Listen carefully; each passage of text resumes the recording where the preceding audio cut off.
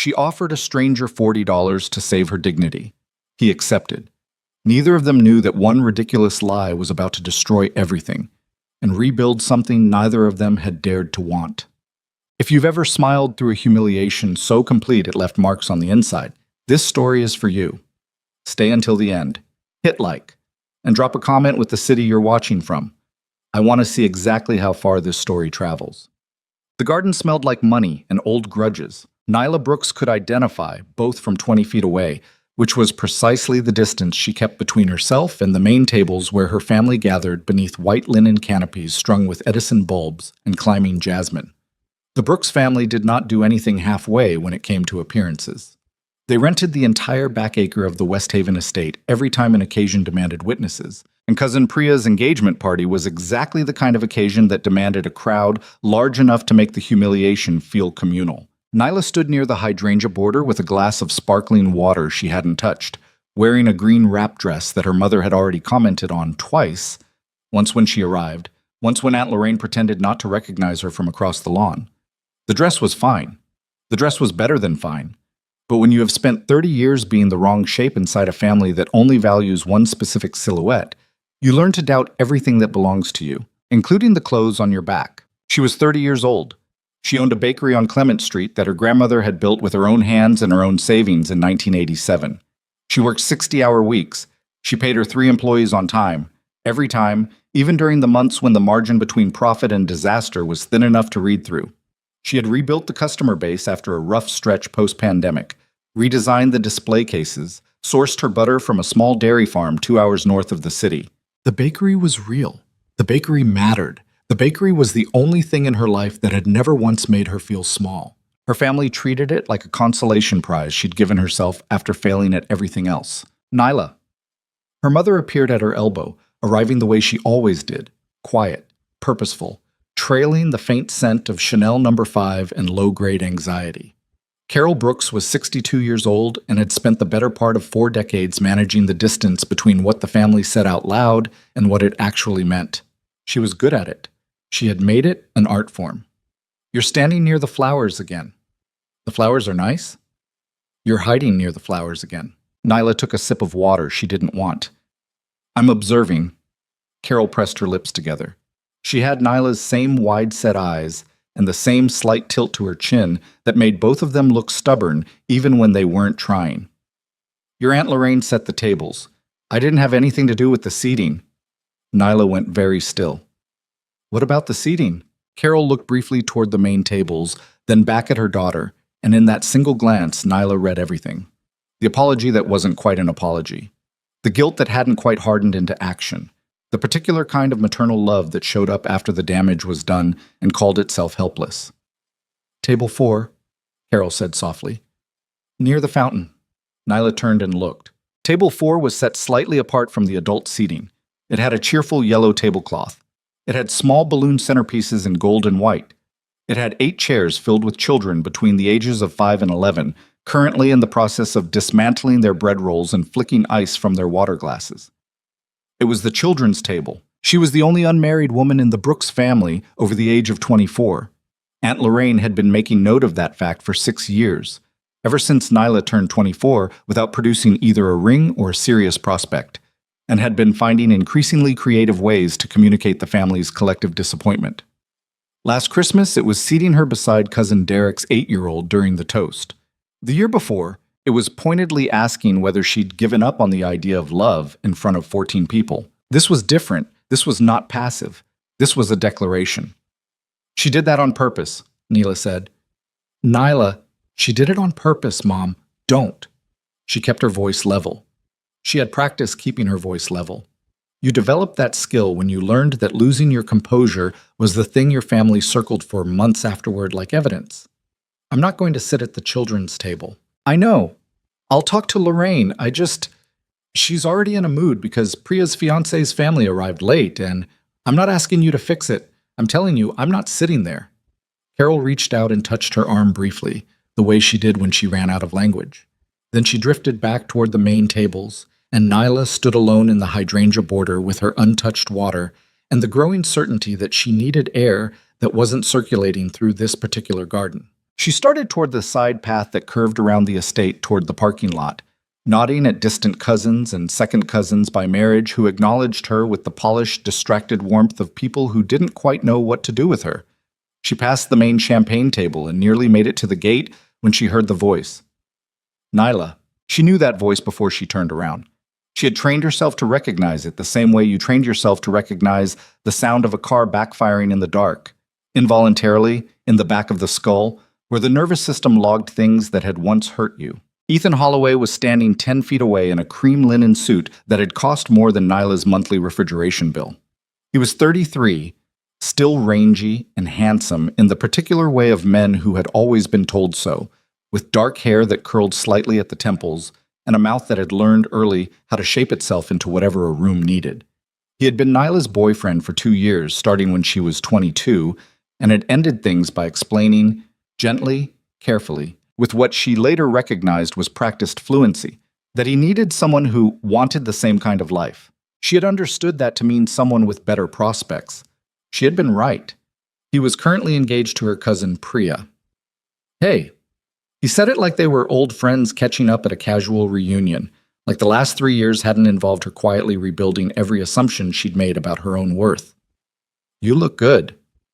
Ethan, how's the bakery? She looked at him. She let herself look, really look, and she registered the practiced ease with which he held his champagne glass, the way his eyes moved across the garden rather than staying on her face, the faint performance of friendliness that coated everything he said the way lacquer coated cheap furniture. She had once mistaken that performance for warmth. She had been young and in love and not particularly careful, and she had paid for it in ways that were hard to itemize but easy to feel. It's great, she said. Good, that's good. He paused. Priya's really excited you're here. She wanted the whole family. Nyla understood this was not a conversation and had never intended to be one. It was territory marking. It was Ethan Holloway standing in his cream linen suit in a garden he was about to belong to by legal right and letting her know that he had won whatever competition she had not realized she was losing. She felt the old familiar pull, the one that said, respond, defend, explain yourself, and she ignored it. Tell her congratulations from me, Nyla said, and walked toward the gate. The parking lot at West Haven Estate was separated from the garden by a long pebbled path flanked by boxwoods trimmed into neat geometric shapes. The afternoon sun was starting to angle westward, cutting long shadows across the gravel, and the sounds of the party muffled themselves as soon as Nyla cleared the hedgerow. She stopped walking and stood in the relative quiet of the empty lot and breathed. In. Out. The dress was fine. The bakery was real. Ethan Holloway was her cousin's problem now, and she did not have to feel anything about that if she chose not to. She chose not to. She was choosing, actively, with the deliberate effort of someone who had done this enough times to know how much it cost. What she had not accounted for was the moment she'd have to go back inside, because she would have to go back inside. Not going back inside meant letting Aunt Lorraine win in a way that would become family legend, retold every Christmas for the next decade.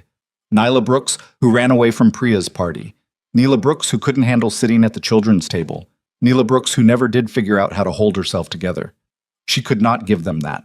But she also could not walk back into that garden and sit down at table 4 with the balloon centerpieces and the small humans dissecting their bread rolls, and smile, and endure it, because something had broken open in her chest in the last 10 minutes, and she didn't have the spackling to cover it before the next wave hit. She needed something, a buffer, an exit, a story that would hold long enough for her to get through the next 3 hours without bleeding on anyone. Her mouth moved before her brain approved the decision. What she needed was a boyfriend. The thought arrived with the specific clarity of truly terrible ideas, clean, complete, and utterly without a plan. She didn't have a boyfriend. She hadn't dated anyone seriously in 2 years. The closest thing to a romantic prospect in her recent life was a regular customer named Marcus, who ordered the same almond croissant 3 times a week and had, twice, told her she had a nice smile. That was not a boyfriend. That was barely a subplot. But if she walked back into that garden with someone at her side, someone real, someone present, someone who could be pointed at and said, that's him, that's my person, then table 4 became irrelevant. Then Aunt Lorraine's seating chart became a gesture aimed at someone who no longer existed. Then Ethan Holloway in his cream linen suit became nothing more than background noise. She just needed to find a human man in the next 4 minutes. The parking lot was not crowded. Most guests had arrived early, and the valets had long since parked the cars in the overflow area beyond the lot's main row. There were perhaps 12 vehicles visible, ranging from a modest silver sedan near the entrance to a progression of increasingly expensive cars deeper into the lot. Nyla's own car, a 7-year-old Honda with a cracked dashboard mount she kept meaning to replace, was near the middle. At the far end, parked with a kind of deliberate separation from everything else, was a black Mercedes, the long kind, the kind that signaled either corporate transportation or someone who had decided that restraint was beneath them. It gleamed in a way that suggested it had been cleaned within the last hour. Standing beside it, not doing anything in particular, was a man. He was Korean, she thought, though she registered this without certainty, the way you register details about strangers from a distance. Tall, broad in the shoulders. He wore a dark suit that fit him with the kind of precision that meant it had been made for his body specifically, not selected from a rack and adjusted. He wasn't on his phone, he wasn't pacing. He was simply standing with his hands loose at his sides, looking at the middle distance with an expression that communicated nothing except the complete absence of urgency. Nyla stood 30 feet away and stared at him. He was, objectively, the kind of man who could walk into a garden party and make a statement by existing. He had that quality, the one that was hard to name and easy to recognize, where stillness read as authority rather than absence. She didn't know who he was. She didn't know why he was standing in a parking lot instead of inside. She didn't have time to care about either question. She walked toward him. This was the part, she would think later, where a reasonable person would have paused, would have assembled some version of a plan, would have considered the variables. Nyla was, in most areas of her life, a reasonable person. She ran a business. She managed vendors and inventory and 3 employees with complicated schedules. She was not reckless. But she had just been seated at the children's table by her own family, and Ethan Holloway had looked at her like she was something he had already finished with, and she was 30 years old and she was tired in a way that had very little to do with hours slept and everything to do with the accumulation of small cruelties that people who loved you found ways to deliver. She walked up to the stranger by the black Mercedes and stopped 3 feet away. He looked at her. His eyes were dark and very calm. Not the calm of someone who wasn't paying attention, the opposite of that. The calm of someone who was paying complete attention and had decided that nothing he was likely to see would be worth reacting to. It was slightly unnerving. She proceeded anyway. "Hi," she said. "I know this is going to sound bizarre." He waited. "I need someone to come inside that party with me and pretend to be my boyfriend for approximately 1 hour. She kept her voice steady. She was good at that. "I can pay you $40 and—" She reached into her small crossbody bag and pulled out what she found there. A bakery loyalty card. 6 punches already on it. You'd only need 4 more for a free coffee. The man looked at the loyalty card. He looked at her. He said nothing for a moment that stretched past comfortable into something else. Nyla had prepared herself for laughter. She had prepared herself for him to take a step back and politely excuse himself or impolitely tell her she was out of her mind. What she had not prepared herself for was his actual response. 1 hour, he said. His English was unaccented and precise, the voice of someone who had learned the language thoroughly and used it carefully. 1 hour, maybe 90 minutes if things run over. What would I be required to do? She blinked. Mostly just stand next to me. Act like you know me. If people ask questions, you can be vague. You don't have to say much. He considered this. It was not a long consideration, but it was real. She could see him running something behind those dark, calm eyes, some internal calculation she didn't have access to. Then he said, "All right." She stared at him. "Seriously? You asked." I agreed. He tilted his head very slightly. "Do you want me to reconsider?" No, She recalibrated. "What's your name?" "Taejun," he said. "Kang Taejun. I'm Nyla. Nyla Brooks." She extended her hand and he shook it once, cleanly, with a grip that was neither aggressive nor deferential. Just present. "Okay, so we've been together about 4 months. We met through a mutual friend. You work in—" She gestured vaguely at his suit, his car, the general aura of expensive restraint. "Finance, something like that." "I can work in finance," Taejun said. "Great. Okay." She exhaled. "I'm going to be honest with you. This family is a lot. If you want to back out at any point—" "I said I'd agreed." She searched his face for irony and found only that same unruffled attention. He was not joking. He was not mocking her. He was simply a man who had said he would do something and appeared to have no interest in reversing course. Nyla Brooks had made a lot of decisions in her life under pressure. Some of them had been good. Some had been the kind she spent years unpacking in quiet moments at the bakery's prep table before sunrise. This one, she thought, was either going to be fine or it was going to be the story she told for the rest of her life in therapy. She said, "Okay, let's go." They walked back up the pebbled path together, and she noticed that he adjusted his pace to match hers without being asked. Small thing. She noticed it anyway. The moment they passed through the garden gate, she felt the change. Not in her, in the atmosphere around her. It was the way heads turned, not a sudden dramatic swivel, more like the slow involuntary reorientation of a room towards something that had changed. Taejun moved through the garden with the same quality he'd had in the parking lot, that absolute lack of performance, and somehow that made him more visible rather than less. Nyla felt the shift in the air around her and thought, this might actually work. Her cousin Marcus, not the croissant Marcus, the family Marcus, who was 27 and spent most parties sending real-time updates to his group chat, clocked them from the champagne table and went very still in the way of someone seeing something they hadn't expected. Aunt Lorraine was the more important test. She was holding court near the rose arbor, exactly where she always positioned herself, close enough to the center of the party to enforce her presence, far enough to suggest she was above mingling. Lorraine Pemberton Brooks was 67 years old and had married well twice, and she wore both facts with the serene self-satisfaction of someone who had concluded that the rules of merit applied to other people. She had silver hair swept up with architectural precision, a champagne flute she never seemed to actually drink from, and eyes that cataloged everything in a room according to a hierarchy she'd developed and refined over decades. Those eyes found Nyla, and then they found Taejun, and something moved across Lorraine's face.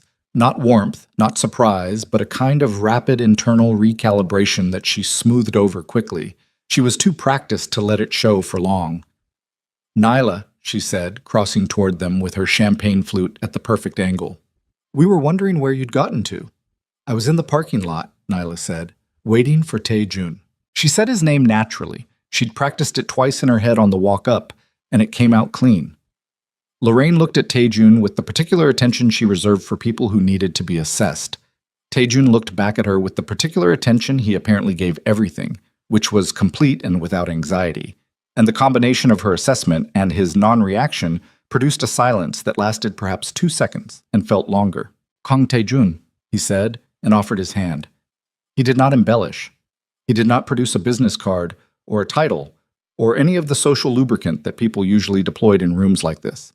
He simply gave his name and waited. Lorraine shook his hand. "Lorraine Pemberton Brooks. I'm Nyla's aunt. Are you a colleague of hers?" "No," Taejun said. Another silence.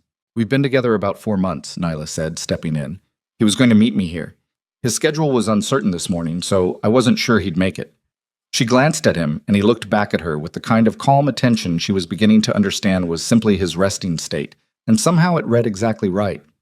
Not adoring, not performative. The specific kind of ease that came from people who didn't need to prove anything to each other. Lorraine's eyes moved between them. Nyla had expected skepticism. She got something else.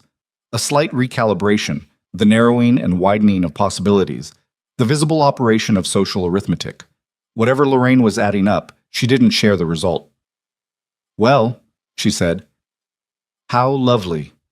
The words were correct. The tone carried a question she wasn't asking yet.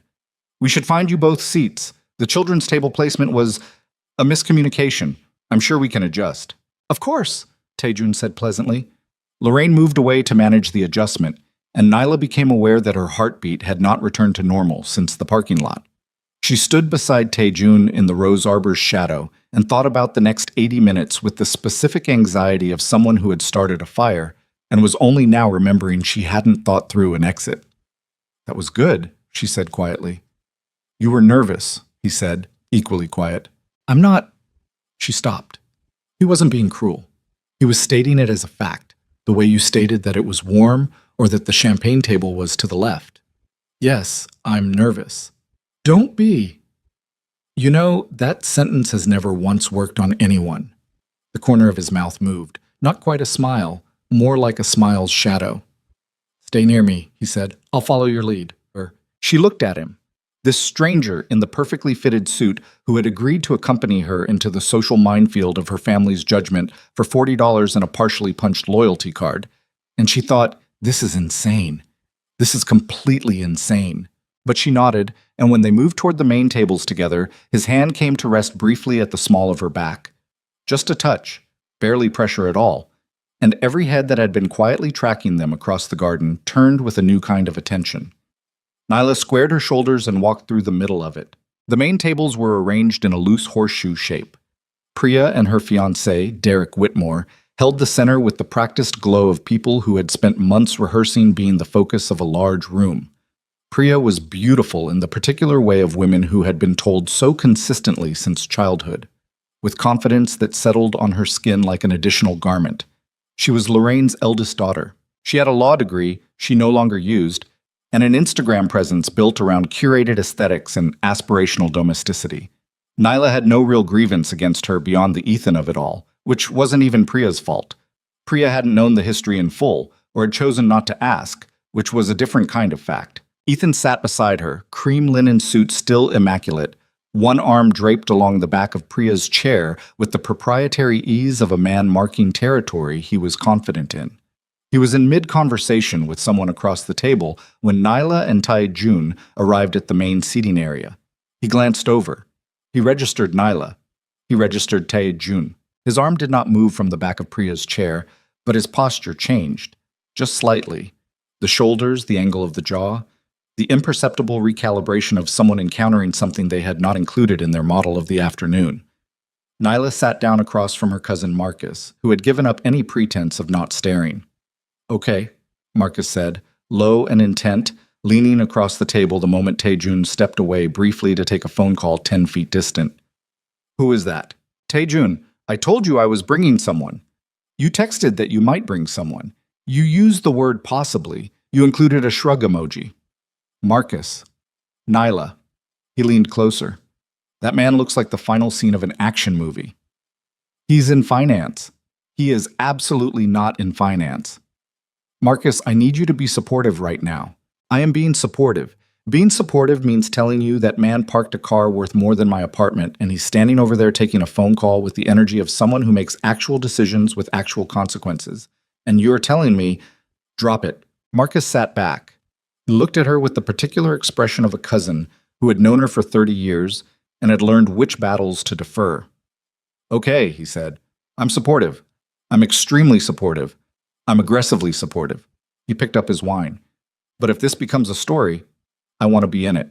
Tae-jun returned and settled into the chair beside Nyla with the same unhurried quality he brought to everything. He looked around the table once, cataloging without appearing to catalog, and then he looked at the small plate in front of Nyla. Bread roll, untouched, butter still wrapped in its paper. And then he looked at the main food stations across the garden where the catering spread had been fully laid out. "You haven't eaten," he said, quiet enough that only she could hear. "I've been a little busy." "Tell me what you want." She blinked. "You don't have to." "Tell me," he said simply. Not demanding, not pressing, just the specific patience of someone who had offered a thing and was waiting for acceptance without needing to amplify the offer. "The salmon thing," she said, "the little skewers, and the rice paper rolls on the left side." He stood up and crossed toward the food station without any appearance of effort or performance, and Nyla watched him go and felt Marcus's eyes on the side of her face like a warm spotlight. "Finance," Marcus said. "Finance," Nyla confirmed. "Sure," said Marcus. Tae-jun came back with 2 plates, one for her, built exactly to what she'd described with a few additions she hadn't requested but found herself immediately wanting, and a smaller plate for himself. He set hers in front of her and then sat and ate with the same self-contained ease as everything else.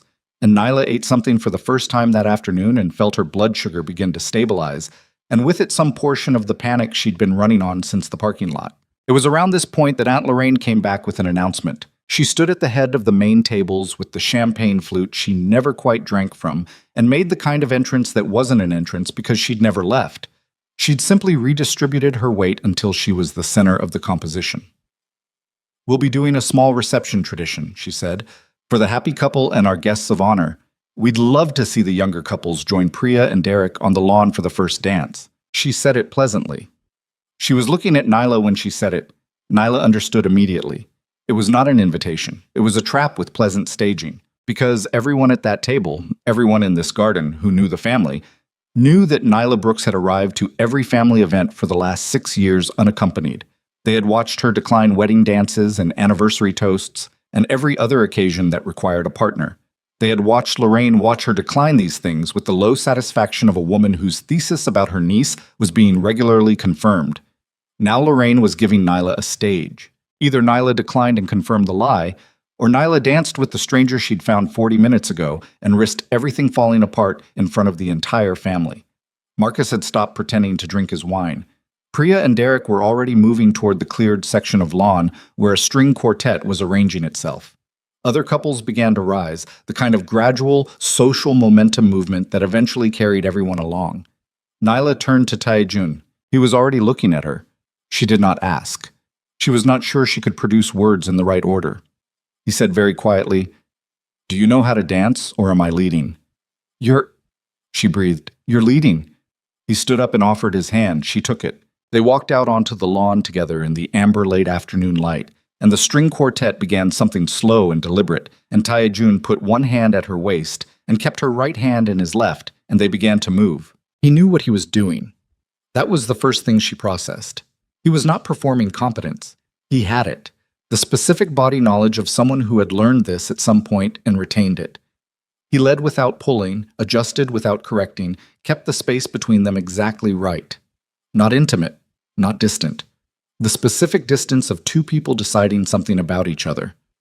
"You're doing it," he said, very quiet, near her ear. "Doing what?" Shaking. She was. Barely. Just a fine tremor she'd thought wasn't visible. "I'm not nervous." "You are," he said, and there was no criticism in it. "It's all right." She looked at him. At this close distance, she could see things she hadn't registered before. A small scar along his left jawline, very faint, old enough to have gone silver. The way his brow held the slightest furrow that had nothing to do with her and everything to do with something he was carrying that she didn't have access to. He was not, she thought, a simple man. He was not a man who moved through the world without weight. Whatever history lived behind those eyes, it was not nothing. "Why did you say yes?" she asked. "In the parking lot." He considered. They were still moving, and around them other couples occupied the lawn, and the string quartet played something with a minor key running through its center. "You asked honestly," he said finally. "That's it?" "Most people," he said, "do not ask honestly. They arrange things. They construct approaches. You walked up to a stranger and told him exactly what you needed." She let that sit for a moment. "I told you I'd pay you $40. "Yes, that's not exactly dignified." "No," he agreed, and there was that shadow of something at the corner of his mouth again. It was better than dignified. The dance continued. The garden lights had begun to come on. The Edison bulbs in the canopies and the small lanterns placed along the path edges.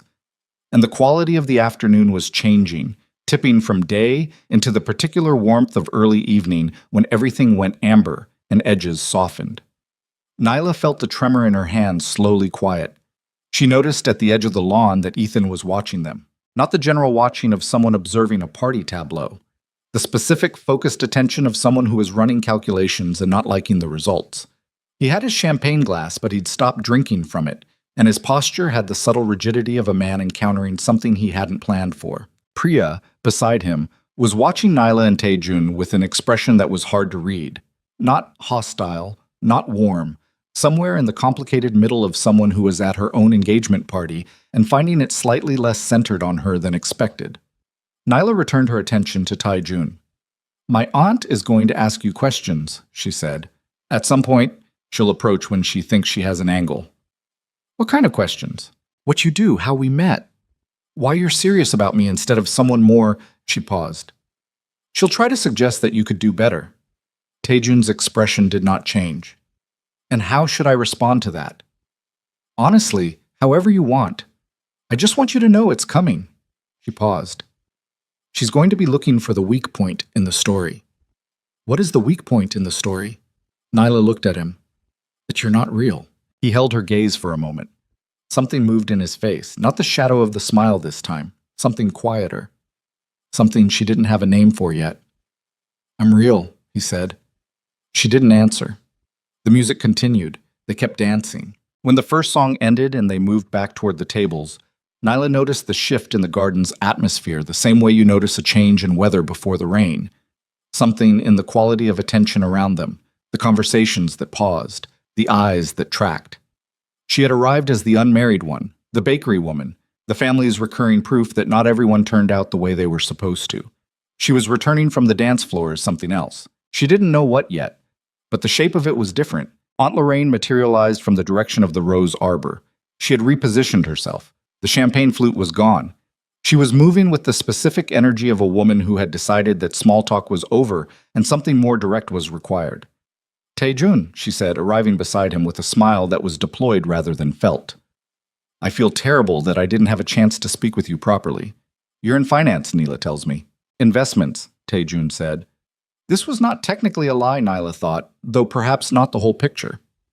"And you and Nyla," Lorraine's eyes moved between them with the precision of someone measuring gaps. "How exactly did this come about? Because Nyla hasn't mentioned you to any of us." Nyla opened her mouth. Taejun spoke first. "She mentioned me to the people who matter to her," he said. His tone was entirely pleasant. It was also entirely final. "That group apparently doesn't include everyone." Lorraine's smile thinned almost imperceptibly. "Of course," she said. We're just, you understand, as a family, we want to know the people in each other's lives, especially when—" She paused with the delicacy of a woman about to deploy something sharp. "We've watched Nyla on her own for so long." "I see," Taejun said. "It can be difficult," Lorraine continued, "when someone waits as long as she has. The concern is natural." Taejun was quiet for a moment. Around them, the garden continued its ambient noise, the string quartet, the voices of guests, the sound of champagne being poured.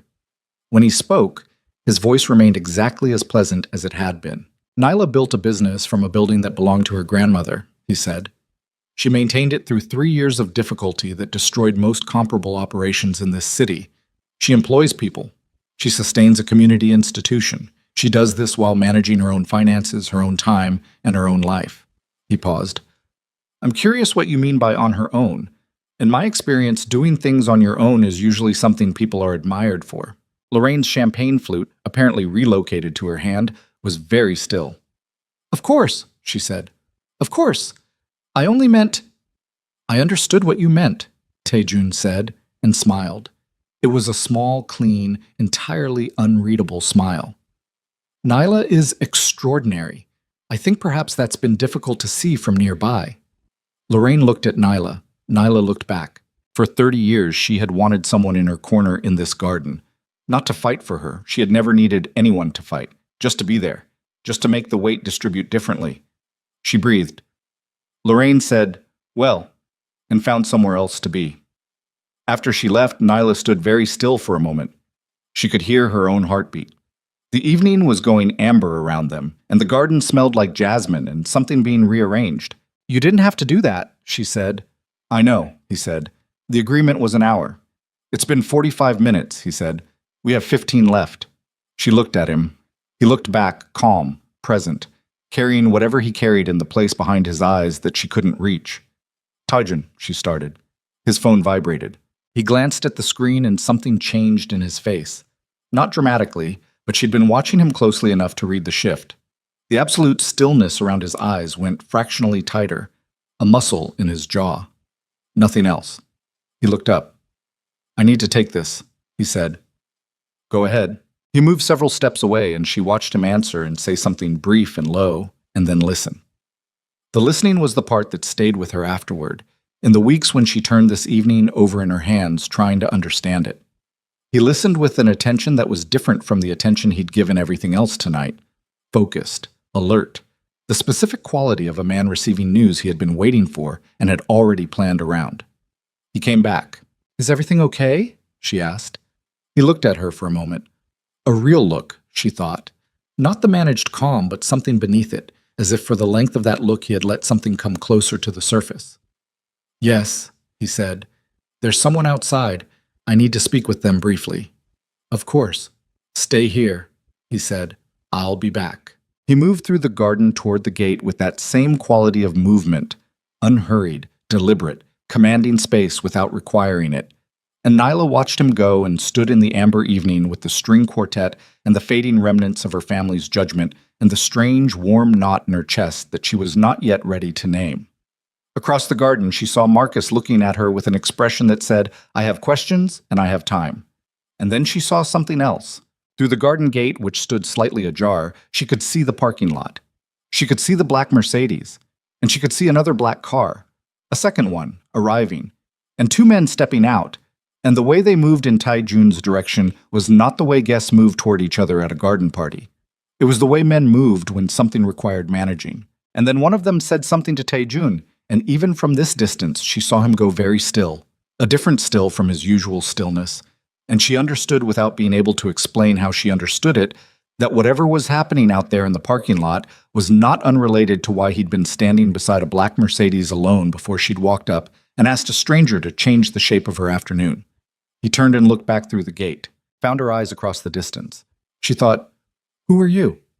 He held her gaze for 2 seconds. Then he turned back to the men from the second car. And Nyla Brooks stood in her grandmother's garden wearing a dress her mother had criticized twice, with the taste of salmon skewers still on her tongue and $40 still in her bag, and the specific, cold, electric certainty that the last hour had been something she did not yet have the language for. The men from the second car were not valets. Nyla understood this the same way she understood most things that didn't announce themselves. Through the body first, the skin tightening along the back of her arms, the specific quality of stillness that settled over the parking lot the moment the second black sedan pulled through the gate. Two men. Dark suits, nothing like Tai Jun's. His fit like it had been commissioned for him specifically. Theirs fit like armor selected for function. They moved with the clipped efficiency of people who had somewhere to be and something to manage. And the moment they reached Tai Jun, they formed a loose triangle around him that was not threatening, but was absolutely not casual. She was still watching through the garden gate. She should not have been watching. She should have turned back toward the tables and Marcus's questions and the manageable social mathematics of the next 30 minutes. Instead, she stood where she was, with the evening going amber around her, and watched Tai Jun receive whatever news had arrived in that second car with the same contained stillness he brought to everything. Except not quite the same. Something in the line of his shoulders. Something in the way his chin dropped a fraction and then came back up. He turned and found her eyes again across the distance. She didn't look away. He said something to the two men. One of them nodded. The other glanced briefly toward the garden gate, toward Nyla, and then back at Tai Jun, and whatever passed between them was short and final. Tai Jun walked back through the gate alone. "I'm sorry," he said, arriving beside her. "That required attention." "You don't have to explain." "I know." He looked at her for a moment. "Are you all right? I'm the one who dragged a stranger to my family's engagement party. I should be asking you that." "I volunteered," he said, "for $40. The loyalty card was the deciding factor. She stared at him. The corner of his mouth moved. She felt something loosen in her chest that had been tight since the parking lot. Not all the way, just enough to breathe differently. "Marcus is watching us," she said. "The one at the table who stopped pretending to drink his wine." "That's the one. He's been watching since we came back from the dance," Tai Jun said. "He's not hostile. He's protective of you." She glanced over. Marcus was indeed watching them with the focused attention of a man performing a security assessment. "He's been my best cousin since we were 8, she said. "He drove me to the emergency room when I broke my wrist at 14 and told my mother I'd fallen off a bike." "Had you?" "I'd been trying to jump a fence on a dare. The distinction matters." She paused. "He's going to want to talk to you." "Then we should let him." They moved back toward the tables. Marcus was ready for them before they arrived, straightening in his chair with the elaborate casualness of a man who had been composing his approach for the last 10 minutes. "Tai Jun," he said. He'd skipped any preamble. "Marcus Brooks, I'm Nyla's cousin." He extended his hand across the table and Tai Jun shook it. "How long did you say you two have been together?" "I didn't," Tai Jun said. Marcus blinked. "Okay, direct. I respect that." He glanced at Nyla. 4 months, right? That's what I heard." "About 4 months," Nyla said. Marcus picked up his wine glass, didn't drink from it. "And where'd you say you met?" "Through a mutual connection," Nyla said. "Mutual connection," Marcus repeated. Right, and this mutual connection. Marcus. She kept her voice flat. I'm being supportive, he said, with complete sincerity and zero believability. You're interrogating him. I'm making conversation. There's a difference. He looked at Taejun. No offense? None, Taejun said. It's just...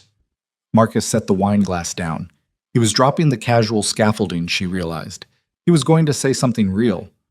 Nyla hasn't brought anyone to a family thing in 3 years, and the last time she did...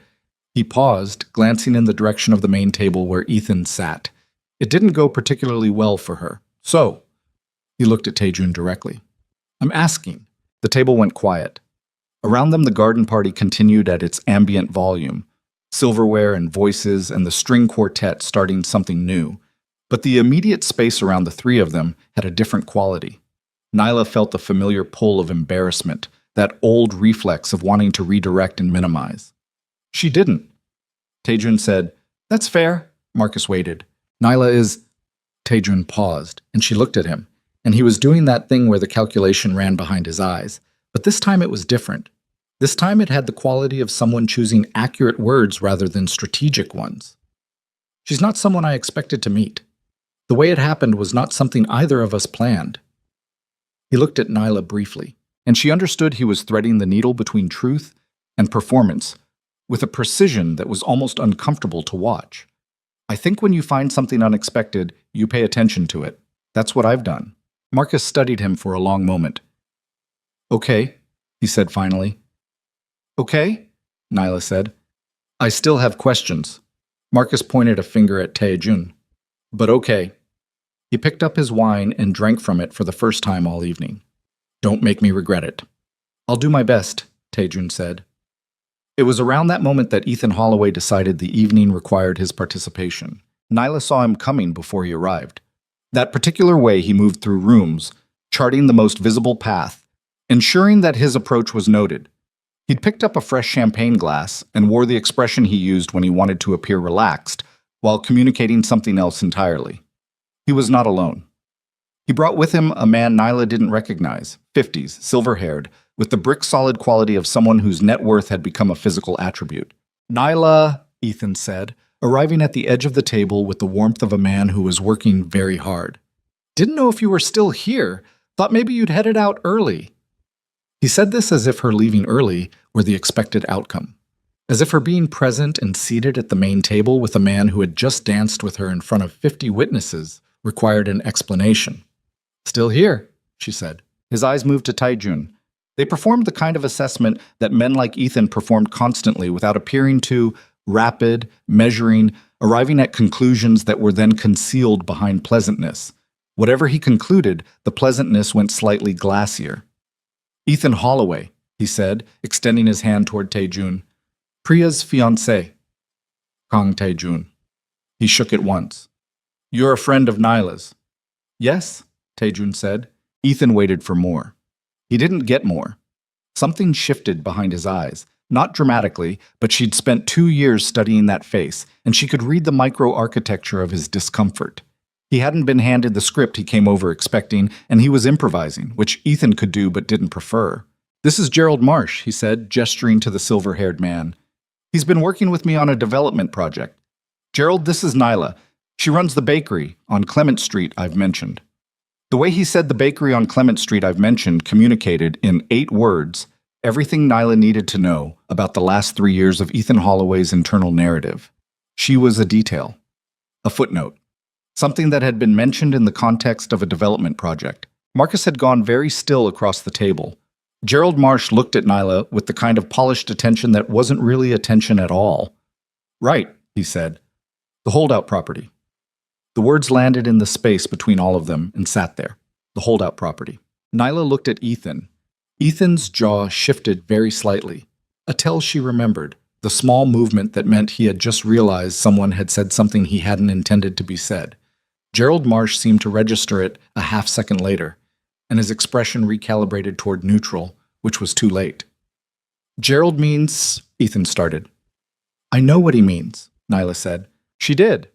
She had spent 8 months dealing with a development company making increasingly aggressive offers on the bakery.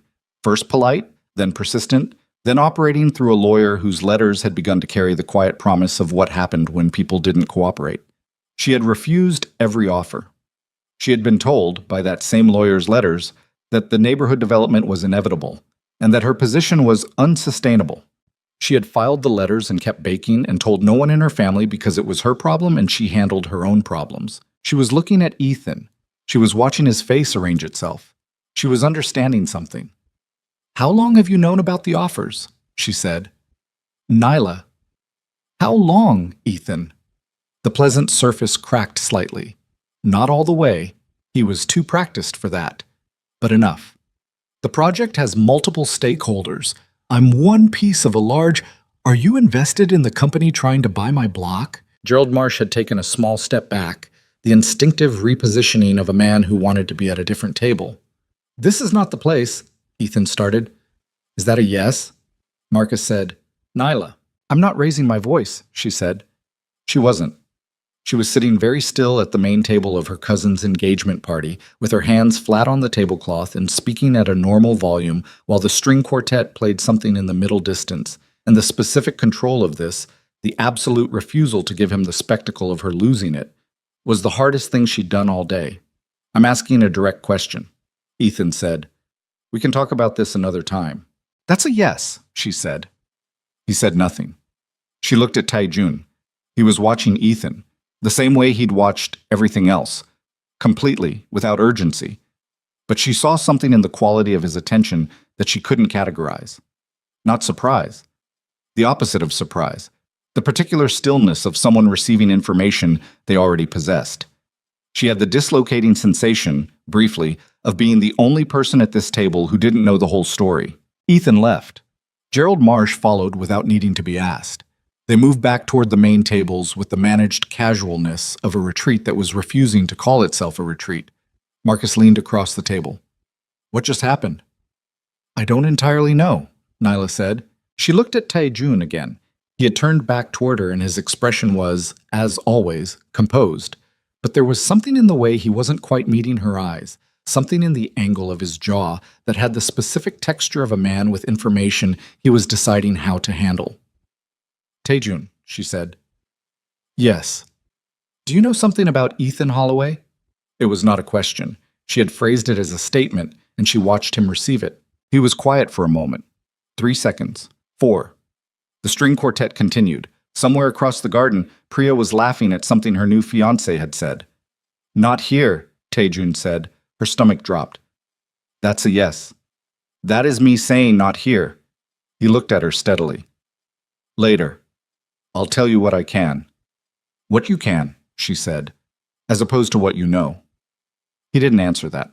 Marcus looked between them with the expression of a man watching a foreign film without subtitles. Nyla sat back in her chair. The evening had shifted again.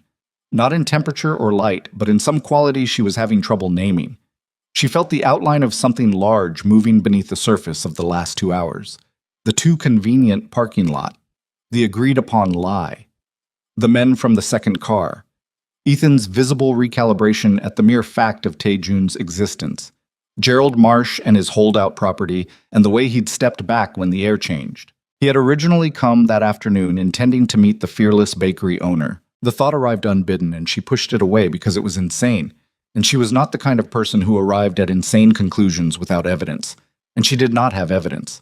She had a stranger in a perfectly fitted suit who had agreed to pose as her boyfriend for $40 and had instead dismantled her aunt's social architecture and danced with her in the amber evening and said things about her that she had not known she needed someone to say. She picked up her water glass and drank from it.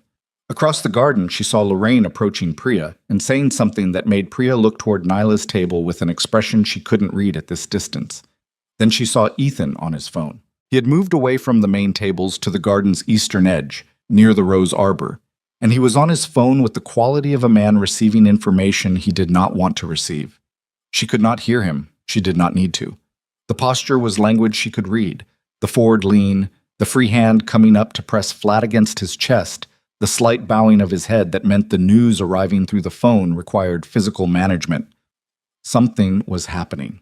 "Excuse me," Taijun said. He stood up. "Where are you going?" she asked. "To get you more water." He picked up her glass, which was half full, and she understood immediately that he was not going to get her more water. He was going somewhere else. He was doing it with the glass as a reason because he was giving her plausible deniability, or giving himself room to move, or both.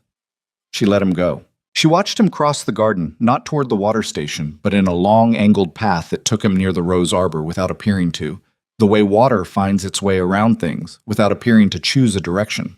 He passed within 15 feet of where Ethan stood on his phone, still bent over that incoming disaster, and he paused near a group of guests with his glass in hand and his eyes somewhere else. Marcus said very quietly, "Nyla." "I know." "No. I mean, Nyla." He leaned in.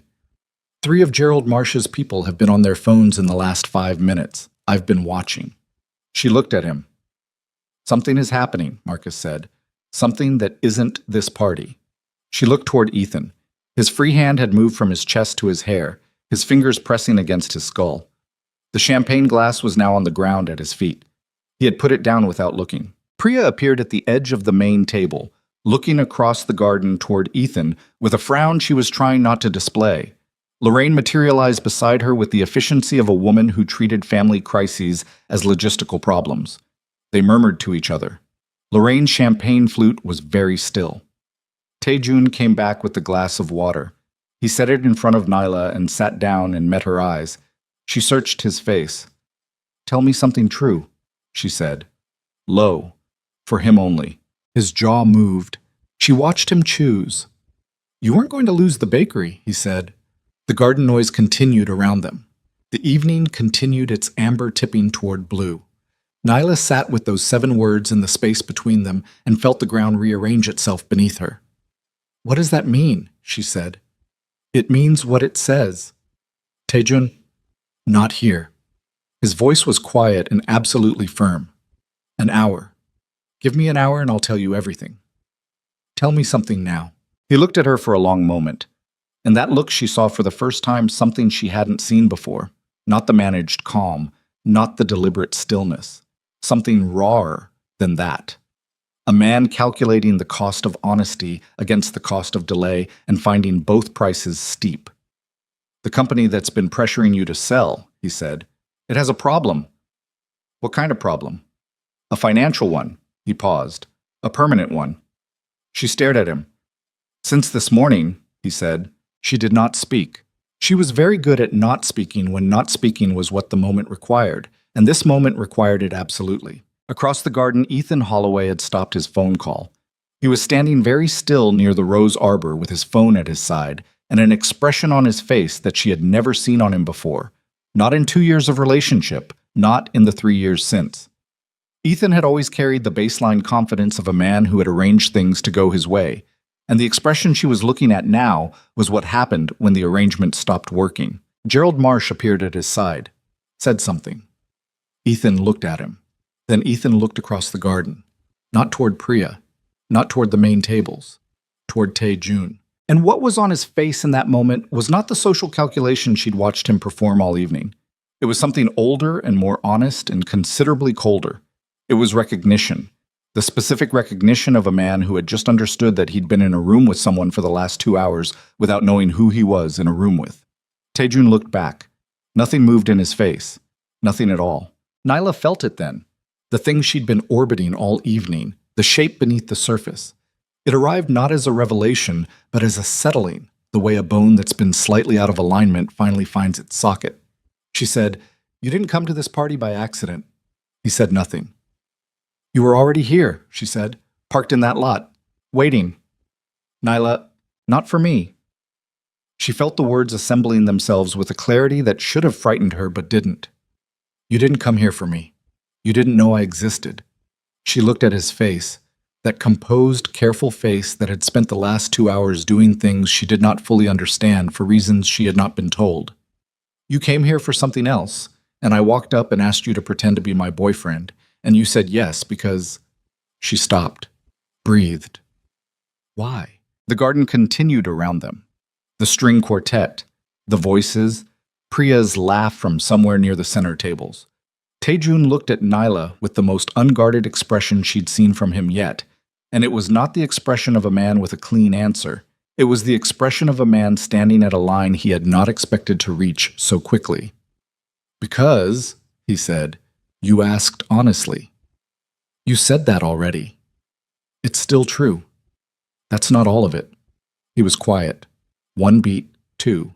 "No," he said. "It's not all of it." And then Priya screamed. Not a social exclamation, a real sound, the involuntary kind that bodies produce before the mind can manage them. It came from the main table, and it was not long, but it cut through every ambient layer of the party and silenced the string quartet mid-phrase and turned every head in the garden simultaneously. Priya was standing at the main table with her phone in her hand and her face doing something Nyla had never seen it do. Not the practiced beauty competition composure, not the gracious hostess warmth, but something stripped and raw that had no performance left in it. Lorraine was at her elbow instantly, reaching for the phone, and Priya let her take it. Across the garden, Ethan Holloway was not moving toward his fiancée. He was looking at his own phone, and then at Gerald Marsh, and then at his phone again. And his face was the face of a man watching a building fall. Marcus said under his breath, "Oh." Nyla looked at Tai Jun. He was already looking at her. "Tell me," she said. "Right now. Tell me what you know." He looked at her for a moment that had the weight of a decision being made in real time. Not recalculated, not managed, but made. The way decisions got made when the window for preparation had already closed. "My name is Kang Tae-jun," he said. "You know that part. I know that part. What you don't know," he said, "is the rest." And the evening, which had already rearranged itself 3 times in the last 2 hours, began its final. "What you don't know," he said, "is the rest." She waited. The garden was reorganizing itself around the sound Priya had made, that involuntary, stripped-down sound that had no performance in it. And people were moving toward the main table with the specific gravity of a crowd sensing real distress beneath social occasion. Lorraine was managing it, or trying to. She had Priya by the arm and was steering her toward the estate's side entrance with the practiced efficiency of a woman who had spent decades ensuring that family crises happened off stage. Gerald Marsh had disappeared entirely. 2 of his people were near the garden gate, phones up, moving quickly. Ethan had not moved. He was still standing near the rose arbor with his phone at his side and his face doing something Nyla had no name for. Not anger, not fear. Something older and more animal. The specific stillness of a man in the first seconds of understanding that the structure he'd built his life on had just become weight. Tae-jun was looking at her. "There's a company," he said, "Pacific Meridian Development. It operates through 7 shell corporations. 3 of them were incorporated in Delaware in the last 18 months. The others are older, cleaner on paper. They've been acquiring property in your neighborhood using a combination of predatory lease restructuring, manufactured code violations, and in 2 cases, direct intimidation of tenants." She sat very still. "They targeted your block 8 months ago," he continued. His voice had not changed in volume or texture. It had the quality of someone delivering a briefing, precise, sequential, without decoration. "Your bakery was the anchor property, the one that, if it sold, would give them the legal mechanism to trigger purchase agreements on 6 adjacent buildings. The other owners had already signed conditional contracts. They were waiting for you." "How do you know this?" she said. "Because I've been watching Pacific Meridian for 14 months. The string quartet had stopped. The ambient noise of the party had reduced itself to murmur and movement as people redistributed around the developing situation near the main tables. Nobody was watching Nyla and Tae-jun. For the first time all evening, they were completely unobserved. "Why?" she said. "Because they operate in markets where my organization has interests, and because the way they operate," he paused, just briefly, the first real pause she'd heard from him, "is not something I'm willing to share territory with. My organization." She heard it. She filed it. She did not ask about it yet because there were more immediate things, and she was still moving through them in order. "Ethan," she said. Tae-jun looked at her. "Ethan is involved," she said. It wasn't a question. She'd had 20 minutes to watch the shape of this evening assemble itself, and the shape now included Ethan Holloway standing in the rose arbor with his world collapsing through a phone screen, and it included Gerald Marsh saying holdout property before he could catch himself, and it included 2 years of a relationship with a man who had asked her, very specifically and very early, about the bakery's ownership structure and whether her grandmother had left a clear title. She had told him. She had been 22 and in love, and had told him everything he asked. He's a primary investor, Taejun said, not the architect of the project. That's a man named Kerry Whitfield, based in Atlanta. But Ethan brought in capital, access to the Brooks family investment network, and he stopped. And what? And information, Taejun said, about you specifically, about the bakery's ownership history, the title structure, the building's assessed vulnerabilities, information that would have been difficult to obtain without a personal connection. The garden was still moving around them. Someone near the main table was crying. She couldn't see who. The Edison bulbs in the canopy above were swaying slightly in an evening breeze she hadn't noticed before. Nyla picked up her water glass. She set it back down. He used what I told him, she said. Yes. When we were together. The timeline suggests the project began approximately 4 months after your relationship ended. 4 months. He had spent the last 2 months of their relationship collecting what he needed, and then he had ended things, and waited 4 months, and then built a development project on the foundation of what she'd given him. He had sat across from her at her grandmother's bakery table and eaten the bread she baked and asked her questions about the building and the lease and the title, and she had answered every one of them because she was in love with him, and in love you answered questions. She breathed in, slow, out. You said this morning, she said. You told me something was dealt with this morning. At 9 a.m., Taejun said. Pacific Meridian's operating accounts were frozen by 2 federal banking compliance investigations that were filed simultaneously in Delaware and Georgia. The investment vehicles Ethan used to fund his participation were flagged under a separate securities review. The conditional purchase agreements on the adjacent buildings are void pending investigation. The entire project, he paused, is over. She looked at him. You did that, she said. He said nothing. You did that this morning, she said. And then you came here and parked outside this party, and you were waiting. She stopped, breathed. You were waiting to meet me. Yes, he said. The word sat between them with the weight of everything it carried. Why? She said.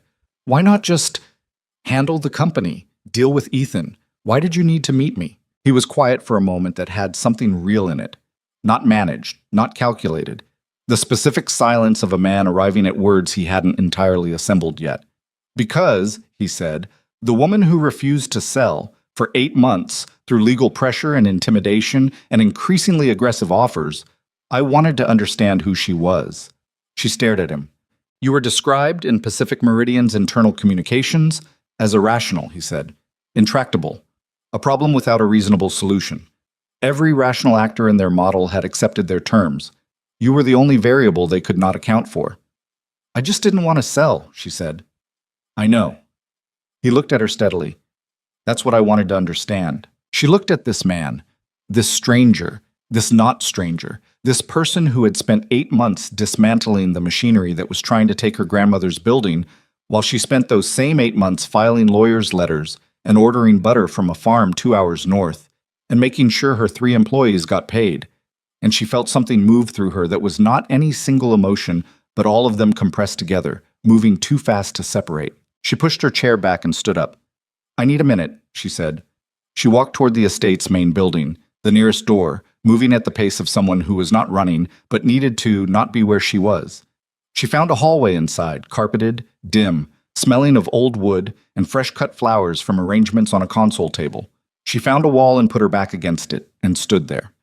2 years with Ethan Holloway. 2 years of a man who had sat at her grandmother's table and eaten her bread and asked the right questions and looked at her like she was someone he had chosen, specifically and deliberately, from among everyone available. And she had believed this because she was not stupid, but she was 22 and she wanted to believe it, and the wanting had been enough to fill in the gaps. She should have left unfilled. 4 months after he ended it, he had started building the machine that would take her building. She pressed the back of her head against the wall. She had spent 6 years wondering what was wrong with her. Not constantly, not with wallowing. She was not a wallower, but in the specific, quiet way that questions you can't answer settle into the background of daily life and become ambient. What was wrong with her that she hadn't been enough? What was wrong with her that she kept arriving at family events alone while everyone else built lives that the family could recognize? Ethan Holloway had not left her because she wasn't enough. He had left her because he had what he needed. The hallway was very quiet. Somewhere in the garden behind her, the crisis at the main table was still unfolding. She could hear muffled voices, a door opening and closing somewhere in the estate. She stood against the wall and breathed and felt the specific cold fury of understanding that settled in once the shock layer burned off. It was not hot anger, she was past that, or not yet at it, or somewhere adjacent. It was the colder thing, the thing that didn't shout. She heard footsteps in the hallway and looked up. Ethan. He had come through a different door and he was alone, and he had the phone in his hand but not to his ear anymore, and when he saw her, his stride broke slightly before recovering. He stopped 12 feet away. They looked at each other. "I know about Pacific Meridian," she said. His jaw tightened. "I know about the conditional agreements," she said. "I know about the shell corporations. I know you used information I gave you." She kept her voice level. She had practice. "I just want you to know that I know." Ethan said, "It's complicated." "Is it?" "Nyla, this was business. The project was, don't." The word came out sharp enough that he stopped. "Don't explain the project to me. I don't need the explanation. I need you to know that I know. That's all." He ran a hand through his hair. It was the same gesture she'd watched him make in the rose arbor, and it had the quality of a habit, something the body did when the mind was processing faster than it could manage. "Things have gone wrong tonight," he said. "There are financial complications that I didn't—" He stopped, reassembled. "I need to talk to Priya." "Yes," Nyla said. "You do. This thing with you and—" He gestured vaguely toward the garden, toward the general location of Tae-Jun, whoever he is. "I need to understand who he is." "Why?" "Because he's not in finance," Ethan said. "I know people in finance. That man is not—" He stopped again. She watched the computation run. "Gerald recognized him. Gerald wouldn't tell me from what." "I think," Nyla said, "that's a conversation you should have with Gerald." Ethan looked at her, really looked, the way he hadn't all evening. Not the social performing of looking, but the actual thing, and in it she saw, briefly, the 23-year-old she had first met at a mutual friend's dinner, before she knew what he was, before she understood the specific mechanics of how he moved through the world. For a single second, he just looked like a man standing in a hallway, understanding that he had broken something that could not be unbroken. "I'm sorry," he said. She looked at him. "I am," he said. "For the thing with the information, for not—" He stopped. He did not finish it. She understood that he had arrived at sorry and could not get past it into anything more specific because specificity would require him to say out loud what he had done, and Ethan Holloway had always preferred the feeling of accountability to its content. "Okay," she said. "Okay? You're sorry. I heard you." She pushed off from the wall. "I need to go back out there. Nyla." She walked past him. She went back through the door into the evening garden, and she felt the air change against her face, warmer outside, smelling of jasmine and the first beginning of night, and she stood on the threshold for a moment orienting herself. Tae-Jun was where she'd left him, standing beside the table, glass of water in hand, watching the garden with the composed attention of a man who was comfortable in his own stillness. He saw her come through the door, and he looked at her with the question he did not ask out loud. She walked back to him. "I need you to tell me the rest," she said. "All of it." "Here?" "Wherever, but now." He nodded. He set down the glass. They moved away from the main tables toward the garden's northern edge, where the boxwoods made a kind of natural screen and the lanterns were fewer and the noise of the party's ongoing reorganization was muffled. He stopped when they had enough privacy. "My organization," he said, "operates across 23 cities on the East Coast. Legitimate businesses, property management, logistics, hospitality, financial services. Built over 15 years. He looked at her steadily. "We also operate in the spaces where legitimate institutions fail to reach. Enforcement, resolution, the management of situations that require capabilities those institutions don't employ." She held his gaze. "You're telling me you're organized crime. I'm telling you what I am," he said. "Yes." She breathed. "The properties I hold in your neighborhood," he continued. "I began acquiring them 11 months ago, not to develop them, not to flip them. I have property managers in each building with instructions to maintain existing tenants and existing rents. The intention was to create a wall Pacific Meridian could not purchase through. To protect the block," she said. "To protect the bakery," he said. "The block followed from that. Why the bakery specifically?" He looked at her. "That," he said, "is the part I was going to tell you tonight. That I came here to tell you." He paused. "It's not a short answer." Then give me the short version and the long version later. 22 years ago, he said, I came to this country with nothing. 17 years old, no family here, no money. I spoke minimal English and I had the specific anger of someone who had been given a very bad hand and told to be grateful for it. He stopped. His jaw moved. She watched him find the next words. There was a bakery on Clement Street. An old woman who opened at 5 a.m. and kept a stool beside the front counter. Every morning for 4 months she gave me bread and coffee without asking me anything. Not who I was. Not where I was from. Not whether I could pay. She just... He stopped again. The pause this time was different from all the others. Deeper, something surfacing. She just fed me. Nyla was very still. Her name, he said, was May Brooks. The name hit her like cold water. She heard it and she felt it, and the garden went slightly distant around her as if the audio had been adjusted, the ambient sounds of the party pulling back to make room for what was happening in the immediate space between them. Her grandmother, May Brooks, who had opened the bakery in 1987 and run it for 31 years until the arthritis made the early mornings impossible. May Brooks, who had kept a stool beside the front counter and never asked anyone their business. May Brooks, who had told Nyla once, when Nyla was 12, that feeding someone was the most honest thing you could offer because it asked nothing and it could not be faked. Nyla's eyes were dry. She did not cry easily, and this was not the moment for it. Not because the moment didn't deserve it, but because she needed to be present in it, fully, without anything blurring the edges. The bread I make, she said. The recipes are hers. I know, he said. The sourdough, the sesame rolls, the honey pastry she made on Saturdays. Something moved in his face that she had not seen there before. Something that had been behind the composed surface for the entire evening and had now come through. I recognized the smell the first time I walked past your bakery 3 years ago. You can know something intellectually. You can tell yourself that an old woman has probably passed by now, that the world has continued, and still have your body respond before your mind can manage it. She looked at him, this man, who controlled 23 cities, who froze investment accounts at 9 in the morning, who moved through garden parties like weather, who had agreed to $40 and a loyalty card with the specific dignity of someone who did not need the $40 but understood what was being asked, had spent 3 years walking past the building his grandmother equivalent had fed him in because the smell of the bread was the kind of thing that got into the body and stayed. You protected it, she said. For 3 years I had it watched, he said. When Pacific Meridian appeared, I began acquiring the perimeter. When their pressure on you escalated, I accelerated the timeline. He paused. This morning I ended it. You ended it, she said, and then you came to a party where Ethan Holloway would be in attendance. Yes. Were you going to confront him? I was going to make sure he understood, Taejun said, that he was finished in this city. She absorbed this. And then I walked up to you. And then you walked up to me, he confirmed, with $40. And the loyalty card. Something happened to her face. She wasn't sure what. She felt it more than she could describe it. A shift somewhere between the eyes and the mouth that was not quite a smile and not quite tears, and was neither of those things but contained both. She pressed the back of her hand briefly to her mouth and breathed. Taejun, she said. Yes. This is an insane situation. Yes, he agreed. I need...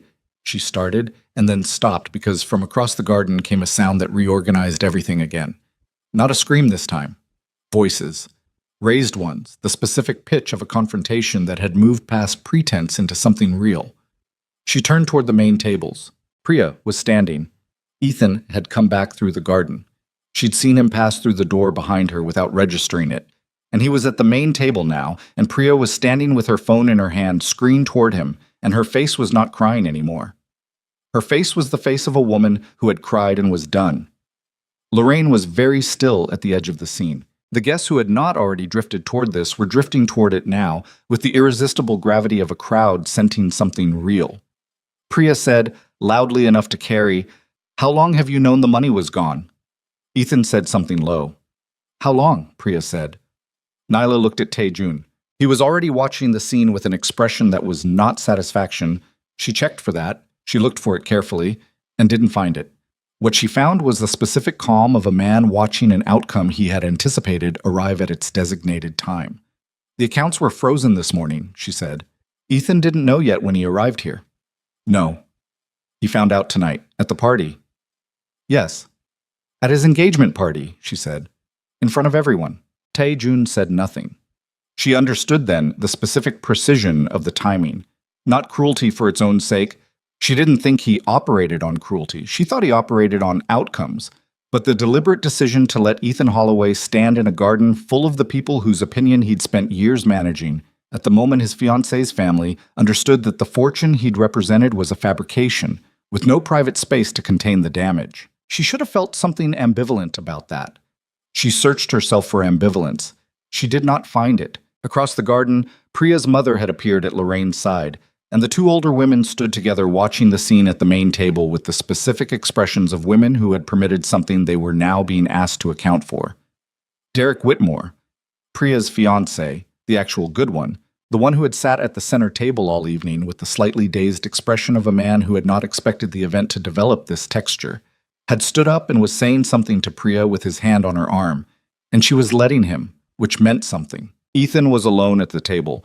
His phone was in his hand, and he was looking at it with the expression of a man checking the same thing repeatedly and getting the same answer, the specific disbelief of someone whose fail-safes have failed. Lorraine moved. She crossed the garden with the deliberate energy of a woman who had decided that the situation required management and that she was the one to provide it. And she stopped in front of Ethan and said something very quiet and very direct that Nyla could not hear from this distance. Whatever it was, Ethan looked up from his phone. He looked at Lorraine. Then he looked across the garden. He found Tae-jun. The look that moved between them across the crowded garden was brief and absolute. No performance, no social coding. The specific look of a man who had finally identified the origin point of his catastrophe and was standing too far away and too late to do anything about it. Tae-jun held the look without expression. Ethan looked away first. Lorraine said something else.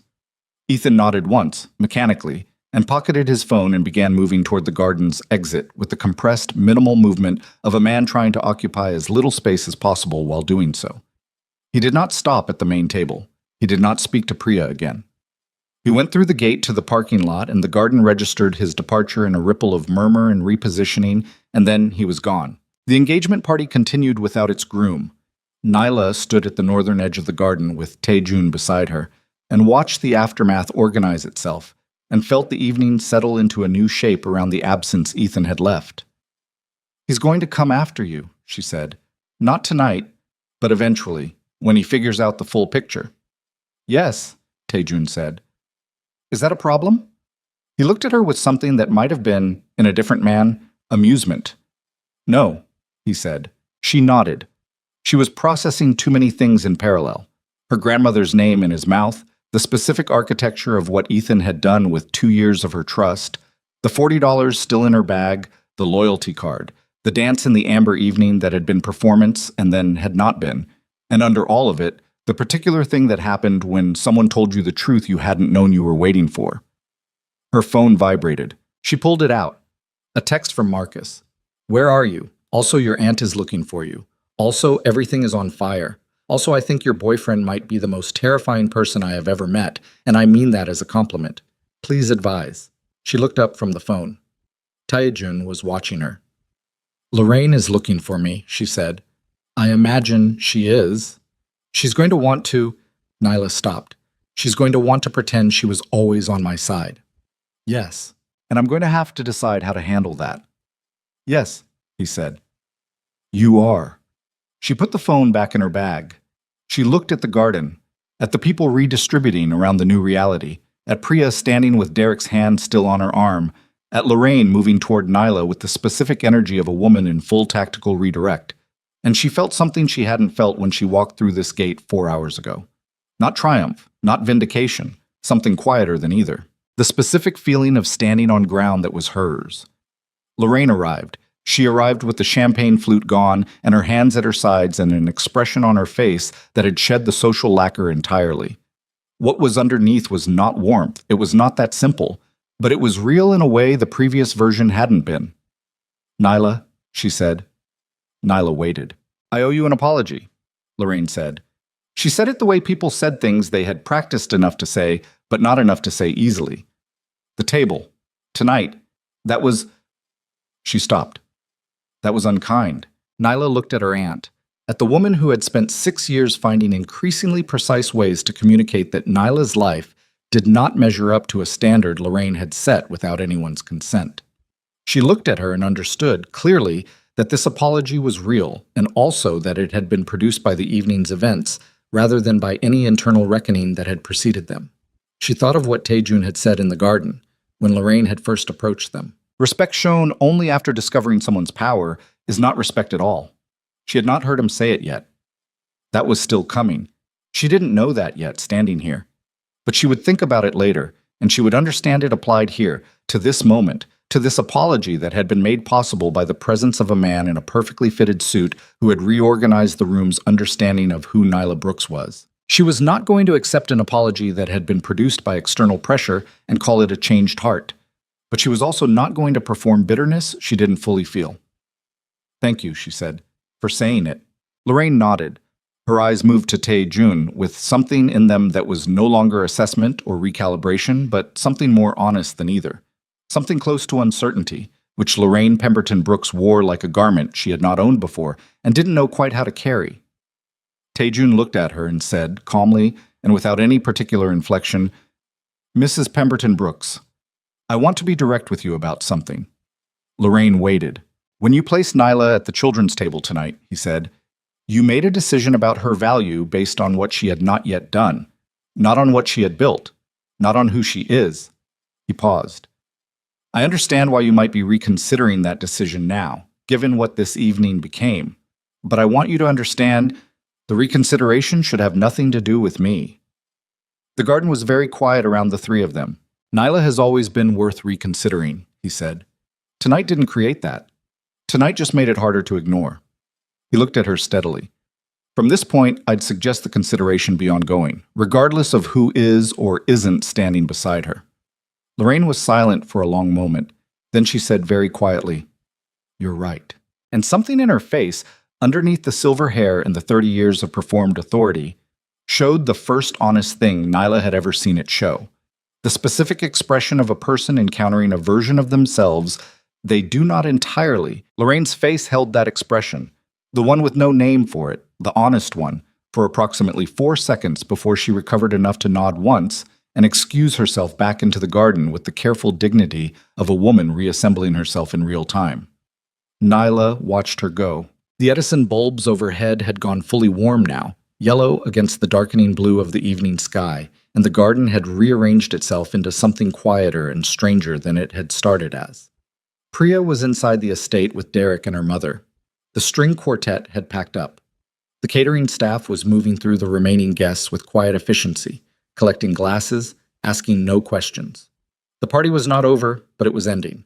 The way things ended when the central reason for gathering had been removed. Marcus appeared from behind a hydrangea bush with 2 glasses of water and the expression of a man who had been doing surveillance. "I heard most of that," he said, handing Nyla a glass. "I know," she said. "I wasn't eavesdropping.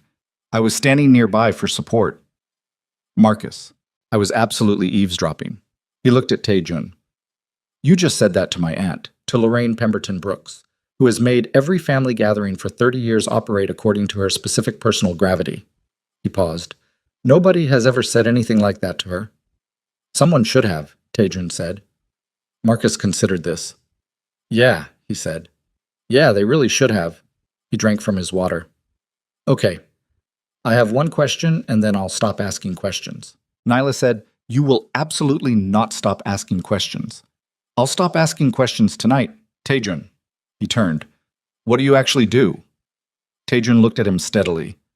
"I manage significant assets across multiple industries and ensure that the operating environments for those assets remain stable." Marcus processed this. "That's the most expensive way I've ever heard someone say I handle problems." "Yes," Tae-jun said. "Okay," Marcus said. He looked at Nyla. "I'm supportive," he said. "I remain aggressively supportive." He kissed her on the top of her head, a thing he'd done since they were children, and he was 3 inches shorter than her before the growth spurt, a habit that had persisted after he was 4 inches taller, and walked back toward the remaining guests. Neela stood with her water glass in the fading garden. "We should go," Tae-jun said. "Probably. You've done what you came to do." She thought about table 4 with its yellow tablecloth and its balloon centerpieces, and the children who had dismantled their bread rolls with the focused energy of people with no awareness of the surrounding social architecture. She thought about the parking lot. She thought about $40 and a loyalty card with 6 punches on it. She thought about the way the string quartet had played something with a minor key when they danced, and the smell of jasmine, and the specific sentence her grandmother had spoken once about bread, and how Tai-jun had received that sentence with his whole body without knowing that was what he was doing. "Yes," she said. "I have." They left through the garden gate together. The parking lot was quiet. Most guests had begun dispersing after the engagement's public implosion, and the valets had been busy for the past 20 minutes running cars around. Nyla's Honda sat where she'd left it, dashboard crack invisible in the dark, reliable in the particular way of things that were not glamorous but never failed when you needed them. They stopped beside it. The lot was nearly empty. 2 valets at the far end talking, a black sedan at the estate's main entrance, waiting for someone. The second car, the one that had arrived with Tai-jun's men, was gone. "The men who came," she said, "earlier. What was that?" "Information," he said, "about the account freezes, confirming everything had processed correctly." "Was it necessary for them to come in person?" "No," he said, "but I'd asked to be informed directly when it was confirmed." She looked at him. "Because you wanted to know it was done before you talked to me." "Yes." She absorbed that. "You were going to tell me tonight regardless, before I asked." "I came here to tell you," he said. "The rest of it, the party, your family, the hour of whatever this was," a pause, "I had not planned for." "Neither had I," she said. The parking lot was very still. Somewhere beyond the hedgerow, the last guests were murmuring through departures. A car started somewhere, and its headlights swept briefly across the lot and then swung away. "Dinner," she said. He looked at her.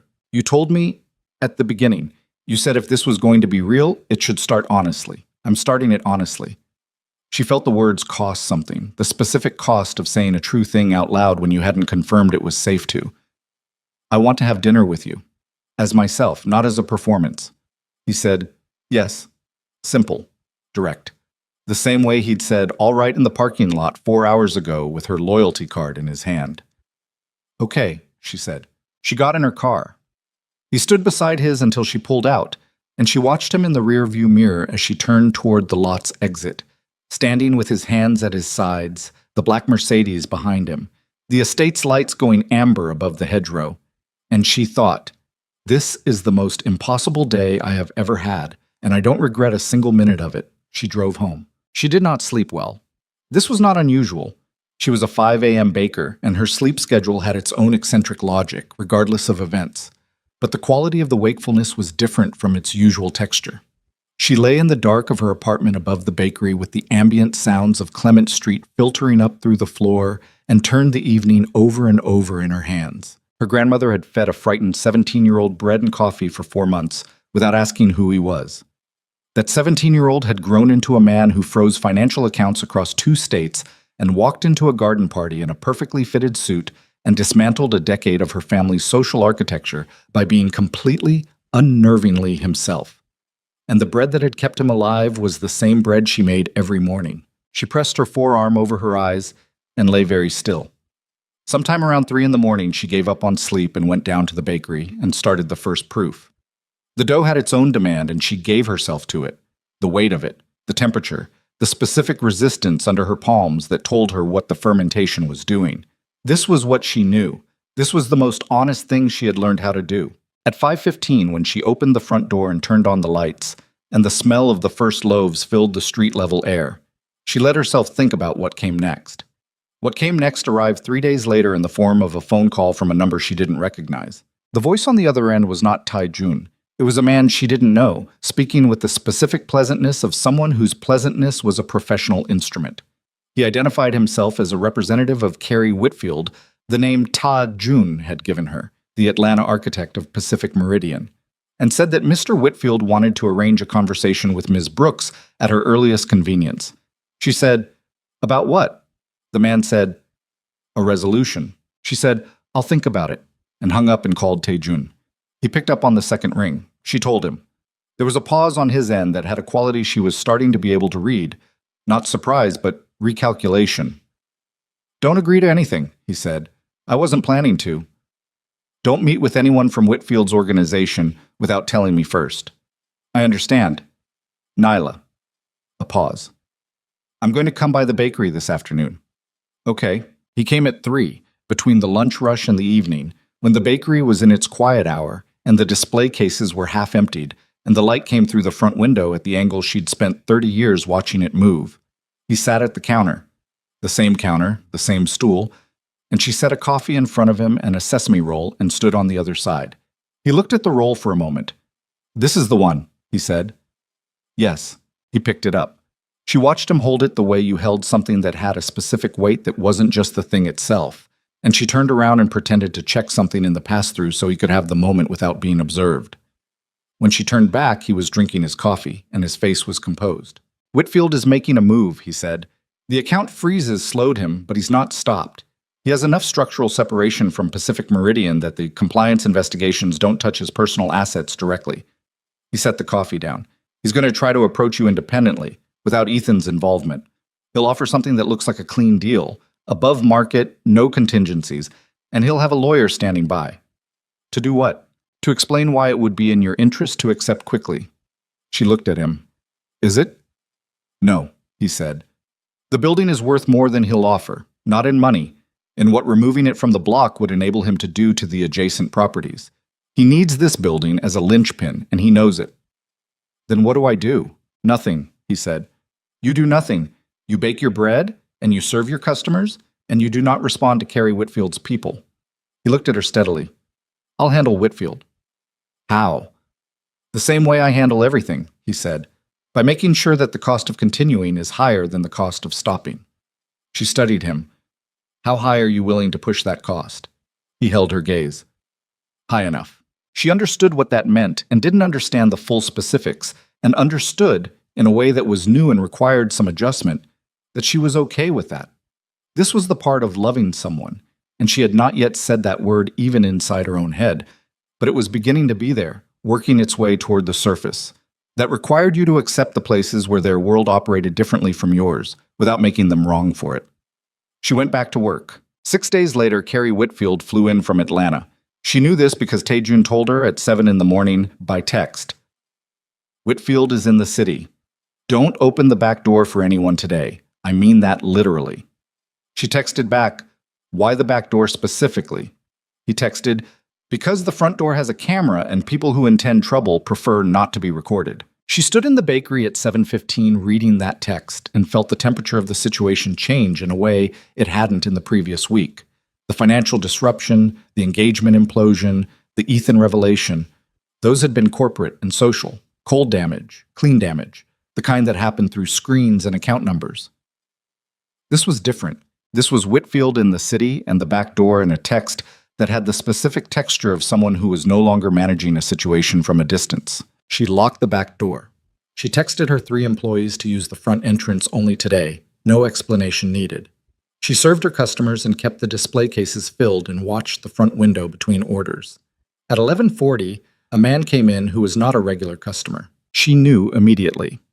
You develop the instinct after enough years of early mornings, the way a person held themselves when they were in a room for a purpose other than the room's stated purpose.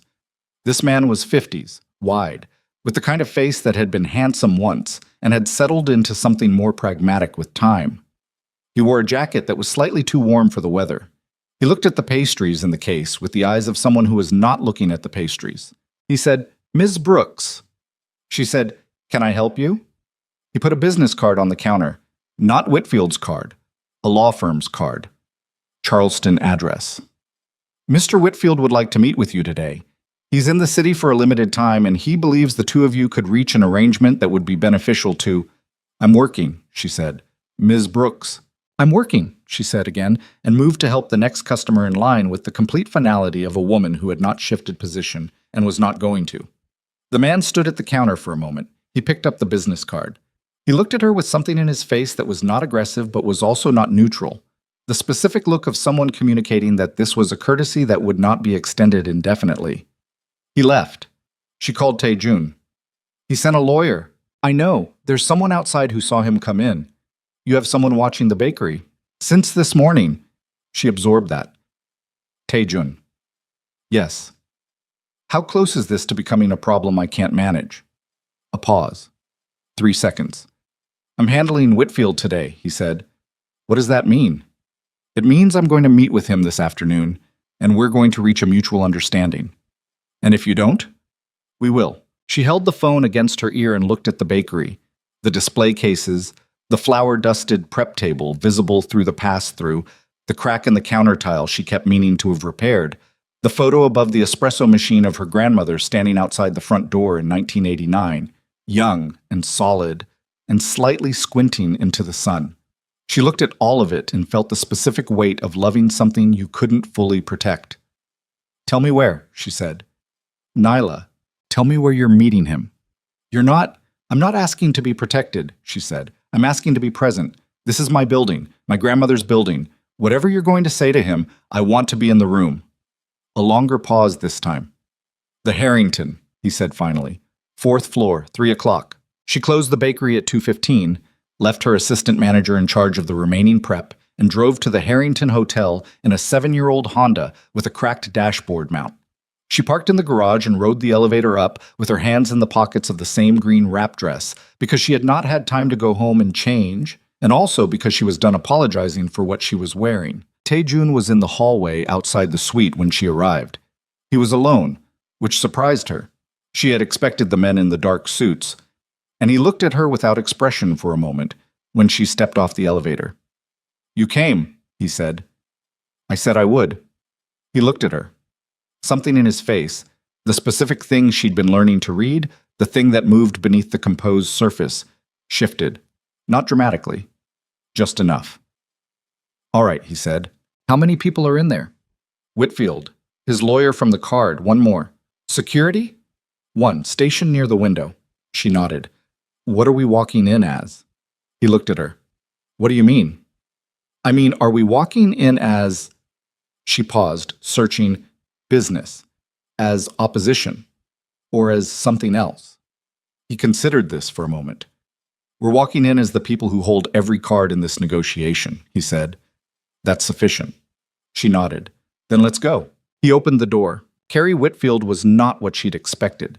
She had constructed a version of him from Taejun's description and Ethan's association and 8 months of lawyers' letters, corporate, smooth, the particular aggressive blandness of men who operated behind structural cover. The real Whitfield was smaller than this construction, not physically small. He was a large man, barrel-chested, with a full head of silver gray hair and the kind of hands that had done physical work before they'd done boardroom work. He was 60-something. He had the specific confidence of someone who had built his way to where he was from something actual, which made him more dangerous than inherited confidence would have. He looked at Nyla and then at Taejun, and his face did the thing Ethan's face had done at the party. The rapid, involuntary recalculation of a man who was receiving information he had not expected. He was better at concealing it, but it was there. Mr. Kang, he said. Mr. Whitfield, Taejun said. He did not sit. He stood near the center of the suite's sitting area with his hands at his sides, and Nyla stood beside him, and neither of them moved toward the chairs that had been arranged for this meeting. Ms. Brooks, Whitfield said, looking at her. I'm glad you're here. I've been trying to speak with you directly for some time. I know, she said. I think there's been a mischaracterization of what our project...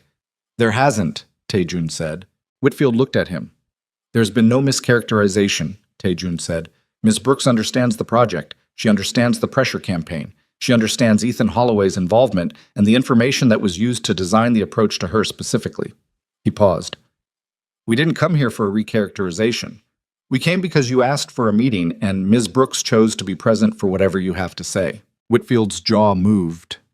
The lawyer beside him, a woman, 40s, the Charleston card, with the specific posture of someone who bills by the quarter hour and does not waste them, made a small movement that might have been reaching for a document.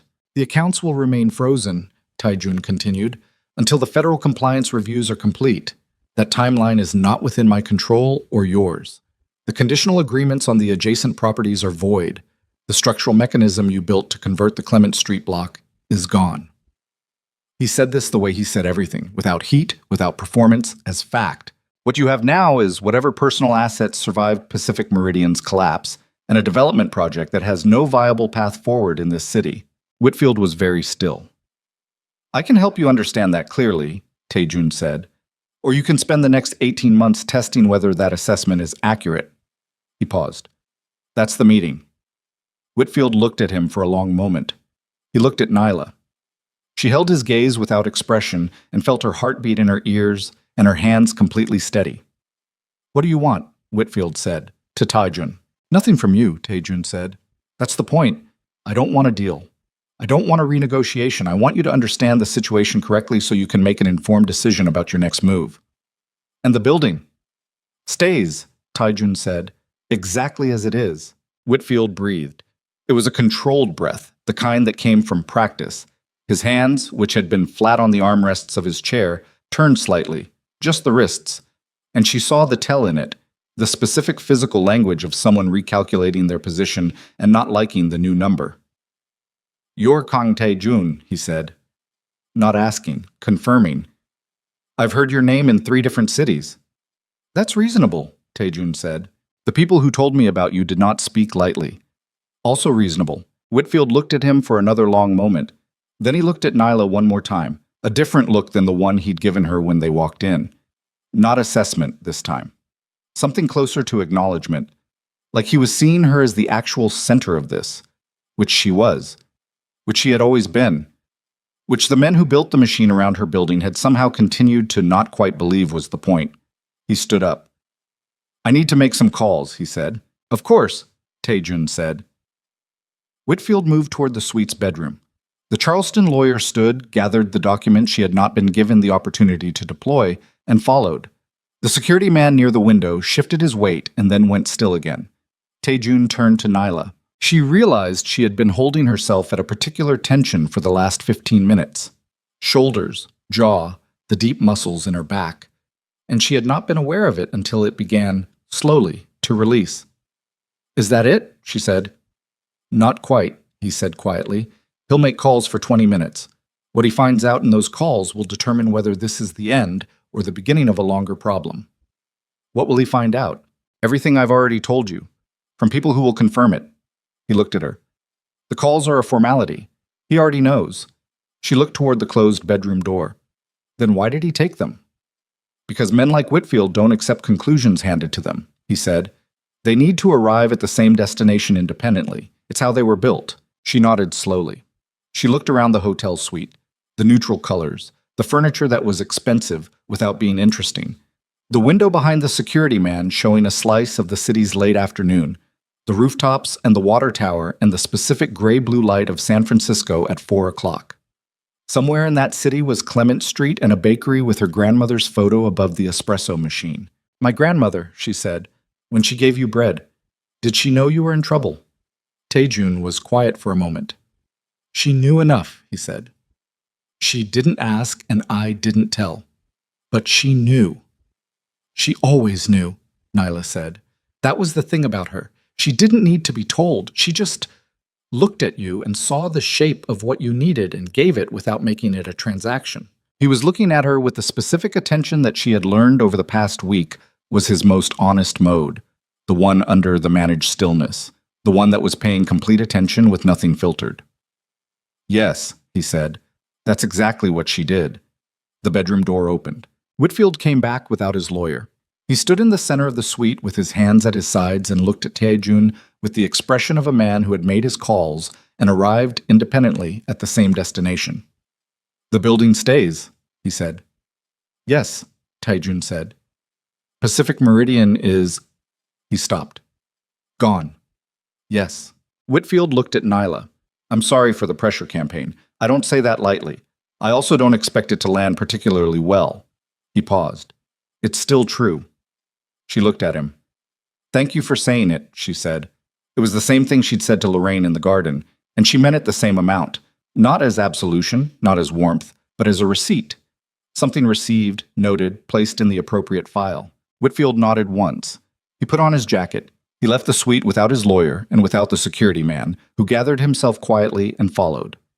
The Charleston lawyer emerged from the bedroom with her briefcase and looked at Nyla with an expression that was Briefly and completely unexpectedly, the expression of a woman looking at another woman with something adjacent to respect. Then she was gone too. The suite was empty. Nyla stood in the center of it with Tai Jun and the city light coming through the window and the specific silence of a room in which something large had just finished happening. Her phone buzzed. She looked at the screen. Unknown number. A text. This isn't over. You think Kang protects you forever? Ask him what he protected before he got to you. Ask him what happened to the last thing he tried to keep. She looked at it. She looked at Tai Jun. He was watching her. He had seen the text arrive and he had seen her face change, and he was looking at her now with an expression that she had not seen from him before. Something beneath the calm surface that was not managed, not controlled, not anything he had prepared. Something that had the quality of... She showed him the phone. He read the text. She watched his face while he read it, watched for the managed calm to hold, and it did, but underneath it something moved that she had no name for yet. His jaw set. His eyes went to the window and then came back to her. "Who sent this?" she said. "I don't know the number." "But you know who." He was quiet for a moment. Not the calculated quiet, the other kind, the kind that had weight in it. "It could be Ethan," he said. "It could be someone connected to Whitfield who didn't get the message as clearly as Whitfield did. It could be someone older." He paused. "Someone from before." "Before what?" He looked at her steadily. "Before this city." She held his gaze. The suite was still around them, the late afternoon light going flat against the window, the city noise muffled to a low frequency through the glass. She had a text on her phone from an unknown number telling her to ask this man what he had failed to protect, and she was standing in a hotel room with him 3 days into something she didn't have a word for yet, and she understood that she had arrived at a place where she could retreat or she could ask. She asked, "What happened to the last thing you tried to keep?" He did not look away. She had expected him to, had expected the managed surface to redirect, to defer, to produce the careful version of an answer that revealed nothing essential. He didn't. "Sit down," he said. They sat.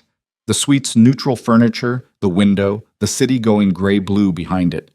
He sat across from her with his hands open on his knees. Not the controlled stillness this time, but something more effortful. A man holding himself in a particular shape because the alternative was coming apart. 12 years ago, he said, I had a partner. His name was Jin Ho. We had built the East Coast operation together over 5 years, starting from nothing, the same way I started from nothing when I was 17. He stopped, breathed. Jin Ho had a family, a wife, a daughter who was 4 years old. He looked at his hands. There was a rival organization, a group I'd been removing from the markets we operated in. I had underestimated how far their reach went and how willing they were to go past business into personal. She did not speak. She held very still. They went after Jinho's family, he said. Not him. His family. He stopped again, longer this time. His wife survived. His daughter was not hurt physically, but Jinho... He stopped completely. He didn't survive, she said. He made it to the hospital, Taejun said. He died there. His daughter was 4 years old. She's 16 now. I pay for her education, her mother's house, everything they need. I have since the day he died. He looked up from his hands. But I could not give them back what they lost, and I knew, from that day I knew, that the kind of closeness that makes someone a target through you is something you cannot allow yourself. She understood. She understood the parking lot, the perfectly maintained distance, the suit that fit like armor, the quality of his stillness that was not coldness, but the specific discipline of a man who had learned that warmth had a cost he had already paid once in the worst possible currency. The text, she said. Is someone telling you that I am dangerous to be near, he said, and they are not entirely wrong. Are they entirely right? He looked at her. No. The organization that killed Jinho no longer exists. I spent 4 years making sure of that. The people who sent this text are working with old information about old vulnerabilities. My operation is different now. Cleaner, more insulated, more careful. He paused. But I cannot tell you that proximity to me carries no risk. I won't do that. She looked at her phone on the cushion beside her, at the text, at the unknown number with its specific intent. Not a warning issued out of concern for her, but a weapon pointed at the thing that was developing between her and this man, wielded by someone who understood that the way to destabilize Kang Tai-jun was not to threaten him directly, but to threaten what he was beginning to allow himself to want. She picked up the phone. She blocked the number. She set the phone face down on the cushion. Tai-jun watched her do this. "Nyla," he said. "I heard everything you said," she said. "I'm not minimizing it. I understand what you're telling me, and I understand it's real." She looked at him.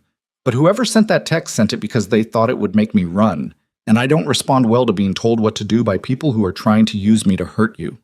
He was very still. "I'm also 30 years old," she said. "I've spent 6 years being told by people who were supposed to love me that I was making the wrong choices by not making the choices they wanted me to make. I'm done letting other people's agendas determine my directions." She held his gaze. "I'm not naive. I'm not making this decision without understanding the cost. I'm making it because I looked at the cost and decided." Silence. He said, "You're certain?" "I'm certain I want dinner," she said. "I'm certain about the rest as it comes." Something happened in his face.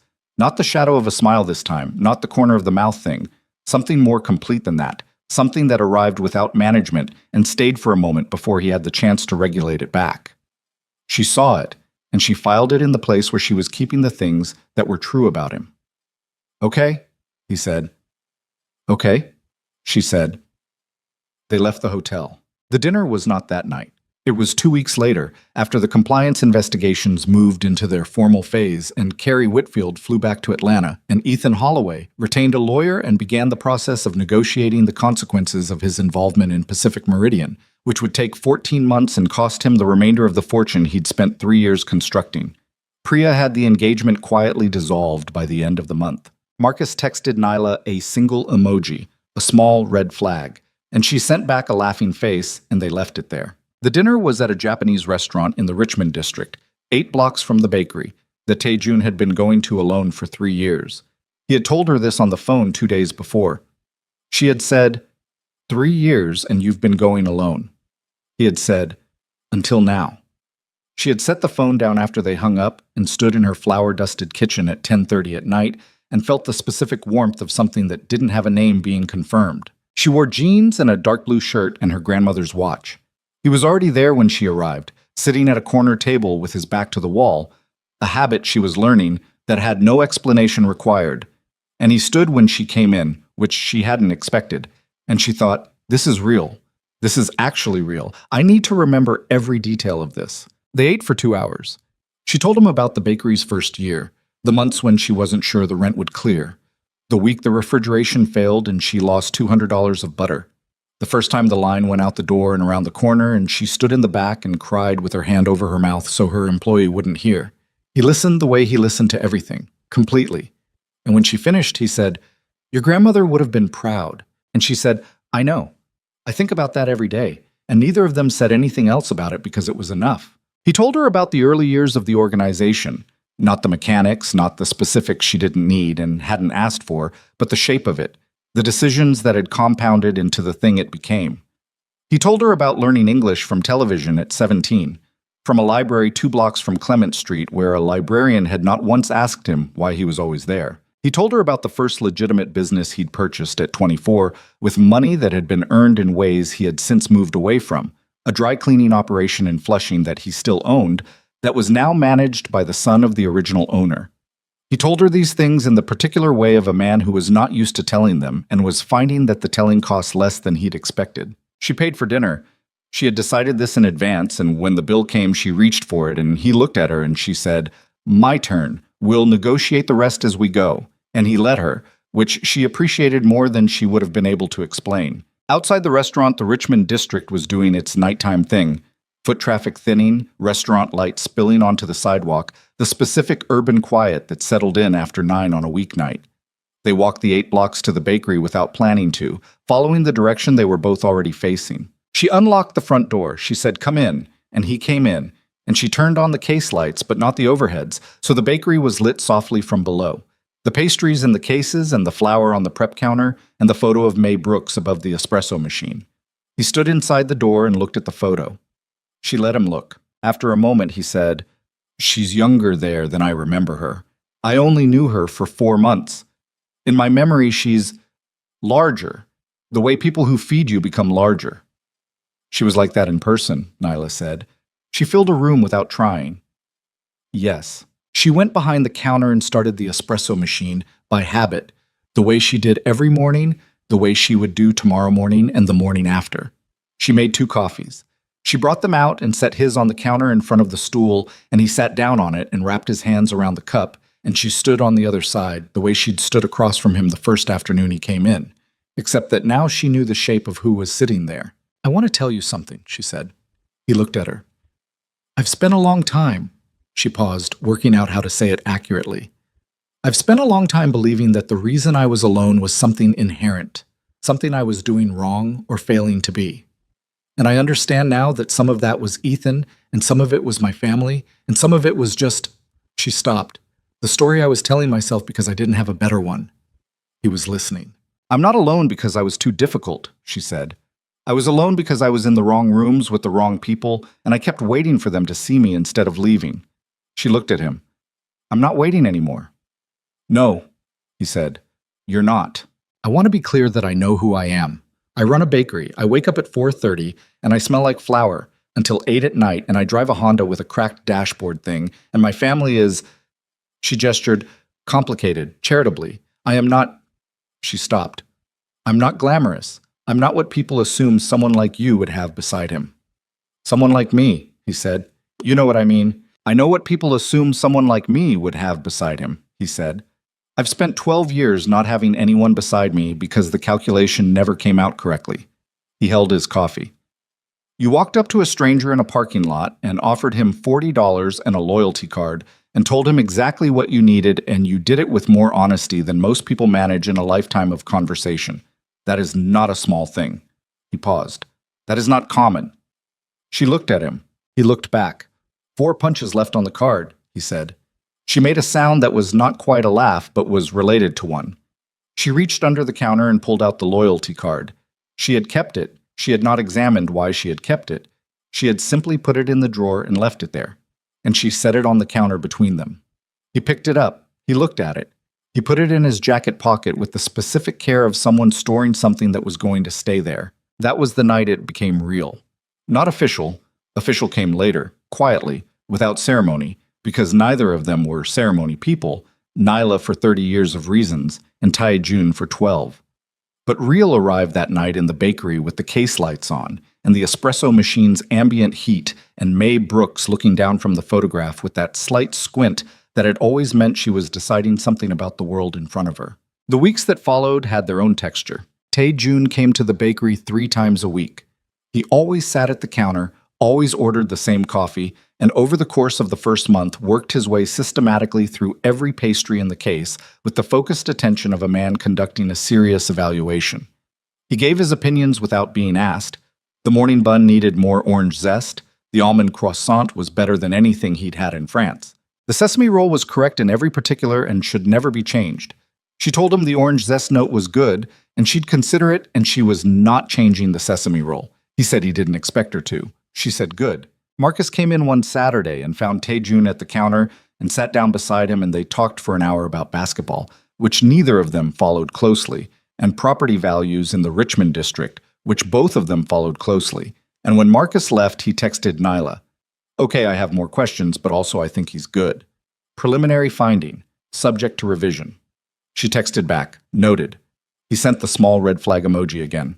She sent back a heart. The compliance investigations took their course. Ethan's lawyers negotiated. Pacific Meridian's accounts remained frozen through the winter and into the spring. And the resolution, when it came, cost Ethan the investment he'd put in and the reputation he'd built on top of it, and the network of relationships that had depended on other people believing he was who he'd performed being. Priya rebuilt more quietly. She went back to the law degree she'd set aside, got a position at a mid-sized firm in Oakland, and appeared at a Brooks family gathering 6 months later with the particular composure of a woman who had been badly fooled and had decided to use it rather than hide it. Nyla sat beside her at that gathering, and they talked for the first time, really talked. And Priya said, I should have asked more questions. And Nyla said, he was designed to make questions feel unnecessary. And Priya looked at her and said, you're the only person who said anything to me about him that wasn't just, I told you so. And Nyla said, I've had enough of those to know what they cost. Lorraine did not become a different person. This was the thing Nyla understood slowly over the months that followed, that the garden party and Tae-jun's words and the specific public accounting of that evening had not transformed her aunt into something else. Lorraine remained who she was, a woman who measured people by metrics she'd chosen decades ago and had not fully re-examined. But she was quieter in her measurement. She directed it less at Nyla. She called once, in February, to ask about the bakery's expansion plan she'd read about in a neighborhood publication, and the call lasted 11 minutes and was entirely civil. And at the end of it, Lorraine said, "Your grandmother would be proud," which was the same thing Tae-jun had said, and which landed differently from Lorraine because it cost her more. Nyla said, "I know, I think about that every day," and she meant it both times. The expansion Lorraine had read about was small. Neela had taken the space adjacent to the bakery that had been a phone repair shop and had spent 3 months gut renovating it into a second prep kitchen and a 6-table seating area. She had done this with her own savings and a loan she'd taken at better terms than she'd expected, because the building's financial standing had been, quietly and without announcement, improved by the resolution of the Pacific Meridian situation and the stabilization of the entire block. Tae-jun had not offered to pay for the expansion. She had not asked him to. They had not discussed it at all. What he had done was make sure the block was stable, the adjacent properties were held by managers who had no interest in selling, and the street-level environment around the bakery was what it had always been. A neighborhood in the specific sense, the kind where people walked their dogs and knew the shop owners by name, and where someone opening a seating area with 6 tables would have an immediate customer base of people who had been wanting exactly that for years. She held the opening on a Thursday morning in March. She put out chairs and made more bread than she needed and opened the door at 7, and by 9 every table was full, and there was a line outside. Marcus was there. Her mother was there, sitting at the table nearest the window with the particular expression of a woman in the process of understanding something she had been slow to see. 2 of Neela's employees had been working with her for 3 years, and she had promoted both of them, and they were working the counter with the ease of people who had earned their ground. Tae-jun arrived at 9:45. He came in without announcement, the way he always came in, and found the only open seat, which was the stool at the counter, and sat down. She was behind the counter. She set a coffee in front of him. She did not say anything.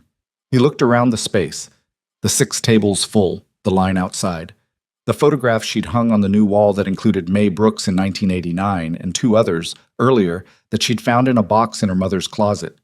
He looked at all of it. Then he reached into his jacket pocket. He set the loyalty card on the counter. She looked at it. The 6 original punches. The 4 she'd added over the preceding months. 1 for each of the first 4 times he'd come in after the hotel. A joke that had become a habit that had become something else. 10 punches total. 1 over the threshold for the free coffee. She took the card. She held it. "You're past the limit," she said. "I know," he said. "You're owed a free coffee." "I'm aware." She looked at him across the counter. The morning light was coming through the front window at a low angle, the specific March light that was pale and without warmth but very clear, and in it she could see the scar on his jaw and the slight furrow in his brow and the dark eyes that paid attention to everything and had been paying attention to her, specifically for 7 months, without once looking away when it would have been easier. She put the loyalty card back under the counter. "On the house," she said. He picked up his coffee. Outside, the line was still moving. The 6 tables were cycling. People finishing, people arriving, the specific rhythm of a room that had found its purpose. One of her employees was calling out an order. Someone at the window table laughed at something. The espresso machine made its ambient sound. Flour on the counter. The smell of the second proof coming through from the back kitchen. The whole early morning weight of the things she had built pressing gently against her like something solid. She looked at the photograph of May Brooks above the machine. May Brooks, who had kept a stool beside the front counter and given bread and coffee to a frightened 17-year-old for 4 months without asking who he was, who had said that feeding someone was the most honest thing you could offer, who had left a building and a set of recipes and a way of standing in a room that her granddaughter had been inheriting and re-inheriting for 30 years, sometimes consciously and sometimes not. Nyla thought, "I think I understand now." She thought, "You built something that lasted long enough to find its way back to you." She thought, "I'm going to do the same." Tae-jun finished his coffee. He set the cup down and looked at her with the specific look she had learned over 7 months was his most honest one. The one that was not managed, not calculated, not armor. And she looked back with the specific steadiness of a woman who had stopped waiting for permission to be seen. "Tomorrow," he said. "Tomorrow," she agreed. He left. She turned back to the counter and picked up the next order and called it back to the kitchen. And the morning continued with its own momentum, the line and the tables and the bread coming out in its time, and Nyla Brooks stood in the middle of what she had made and felt, without irony and without reservation, the particular warmth of a life that had found its own shape. Not because someone had given it to her, because she had held on to it long enough for it to become undeniable. Outside on Clement Street, the city was doing what it always did, moving, building, breaking, rebuilding, the constant low hum of people trying to make something that lasted. And the bakery sat inside all of that with its lights on and its door open and the smell of bread reaching all the way to the sidewalk. The same smell it had always been, the one that got into the body and stayed, the one that said, "Someone here knows what you need, and they're not going to make you ask twice." That was the inheritance. That was what it had always been.